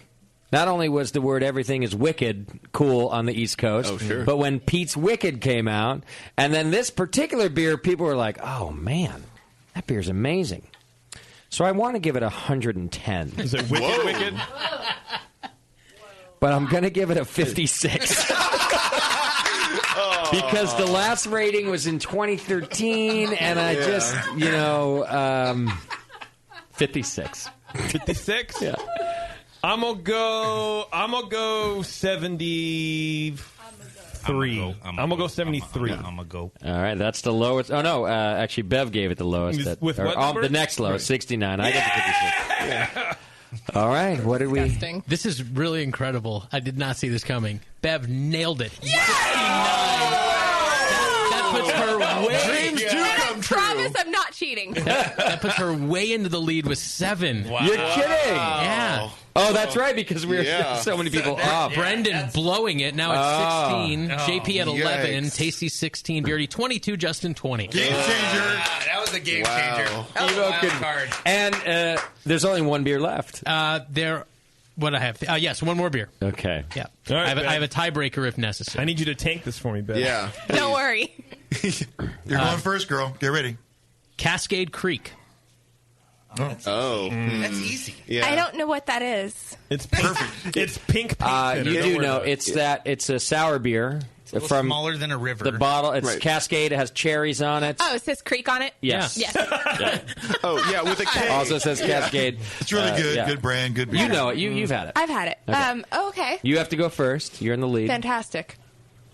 That's not enough. You're way in the lead. It'll be a real meltdown if you don't win this game. Yeah, and don't say 69. It breaks the room up. No, I'm not. 7. 92. Not a bad guess. Really not a bad guess. All right, that goes over to me. Oh. Well, when... okay. Oh, let's just go on clock. I had her... I see. Yeah, she's a different part of the clock. I'm actually behind the clock. Right? Yeah. She's a little woodpecker that comes out at noon. You know, nothing against Cascade, but 2 years ago, I would have gone way above at 92. But it's a good story. A lot of good creeks out right now. Sometimes I wonder if Cascade's rushing beers out the door in the bottle a little bit. God, 92 is a good guess. They're going to be on the show next week, just so you know. Yeah, I love. They're nice people. Ron over there, I think it's Ron. Whatever. I love them. Ron, is it? They're great. Yeah. Mike, he's they're right near guy. Sassy's. I mean, they're great. The location is. Oh man. 94. Whoa! Wow. 94. Consumer vote. I'm guessing the consumer vote. Consumer vote. All right, Jip. Well, consumer. God, this is tough because people like shitty beer. Yeah, you're doing great also with this number spitting. You know. Whenever you're ready. In my own time. Now we know why we're not on terrestrial radio. Yeah. I mean, there's not a number that any of us could guess that defeats the Bevo gap, right? So we'll have to just go through it. I'm going for one. I got a number for that gap. I'm gonna try to beat the gap. I go 90.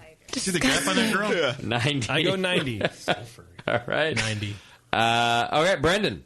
What do you think people thought about Cascade I don't Creek? think there's a number that's going to put me in the lead here. No. Yeah. No, you blew it. Try and put it on the button. I'm going to go 91. All right. And to last. Oh, yeah. What did Bevo bet? Sorry. Bevo went with 92. Oh, man, that's too low. I think it's more like a 95, but I'm going to say like 84 just to try to win. Try to get a little gap in it. Yeah. I see it working. Beardy?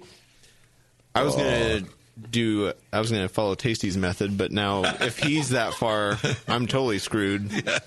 Well, let's go for three-way. The game or the... I was looking at less, but I said that. Yeah. Which way do you want to go with that? You want to go the Bevo way or you want to go the Beardy way? I'll go with 86. Okay. None of it's going to give us It the doesn't lead. matter. What's the score on that beer? 93. Oh! I finally got close to something. That's, yeah. And Bev off by one on it. Yeah, At still. 8 with a big win. JP 14, Brendan That's 18, Justin 21, Tasty. The mighty have fallen to 25. It was fun going down. Whose idea was it to invite Bev into the game? I love going down. Sorry. Yours, I think. No. Dark horse. It was mine. Oh, okay. Yeah.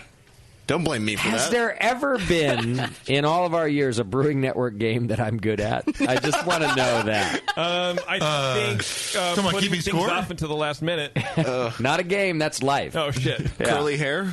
Not a game, also life. I don't think we've ever had a game that I'm successful. I mean, I may have won an occasional You've random, never done but it nothing either. that I'm like, oh, I got this. You know what game I'm a big fan of is the game called It's Not a Game, That's Life. That we just played right now? Yes. That's my favorite new game. Good game. Thank you. All right, congratulations, Bevo. Thank you. You killed Wow. it Yeah. with one shot. Wow. That's the thing about this game. There can be big swings. Yeah. One shot Bev. Right. The old one-shot The Bev. key is the 69 for her. That's right. It always is. That's her number. Yeah. It's her jam. That's her jam it in. Oh. All right. Twitter game. That's your job. Twitter game. What was it? It was which one of the brewcasters should run for president and what platform should they run on? How did it go? It went pretty well. I do have kind of a few here, so bear with me. Do we need to start picking a candidate? Warren, campaign committees? Shut the fuck up for a second. We need presidential music. Pretend you're sleeping, Warren.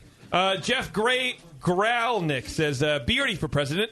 Epic Trump-like comb-over using the beard. Platform, make America bearded again. That sounds like that sounds like a good platform. Yeah. Brewers will vote for you. Yeah. Colorado JBS says, JP would win the vote on the no IPA platform.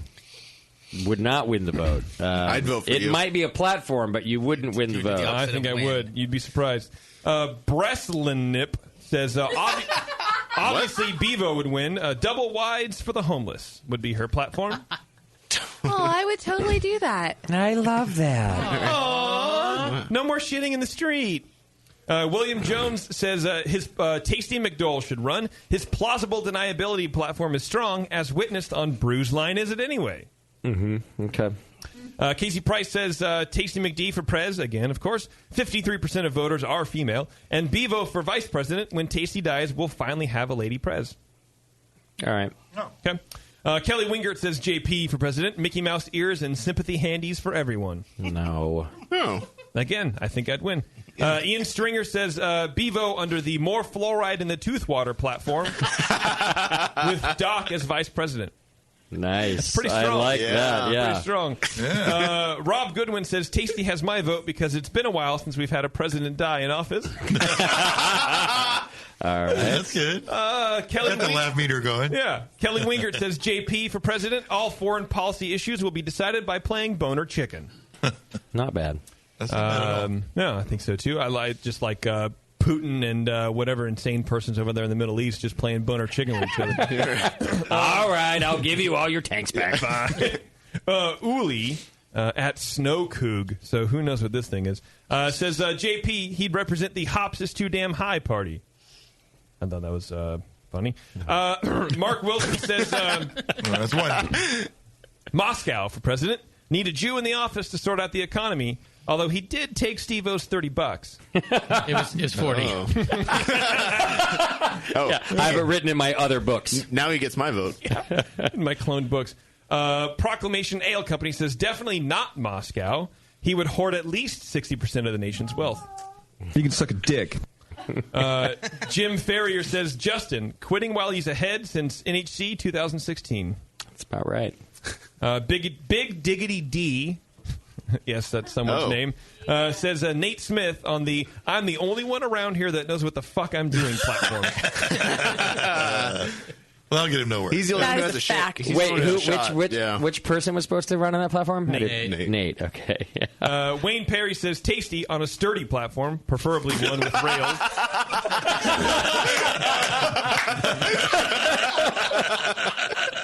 Oh, that's good. Preferably with rails.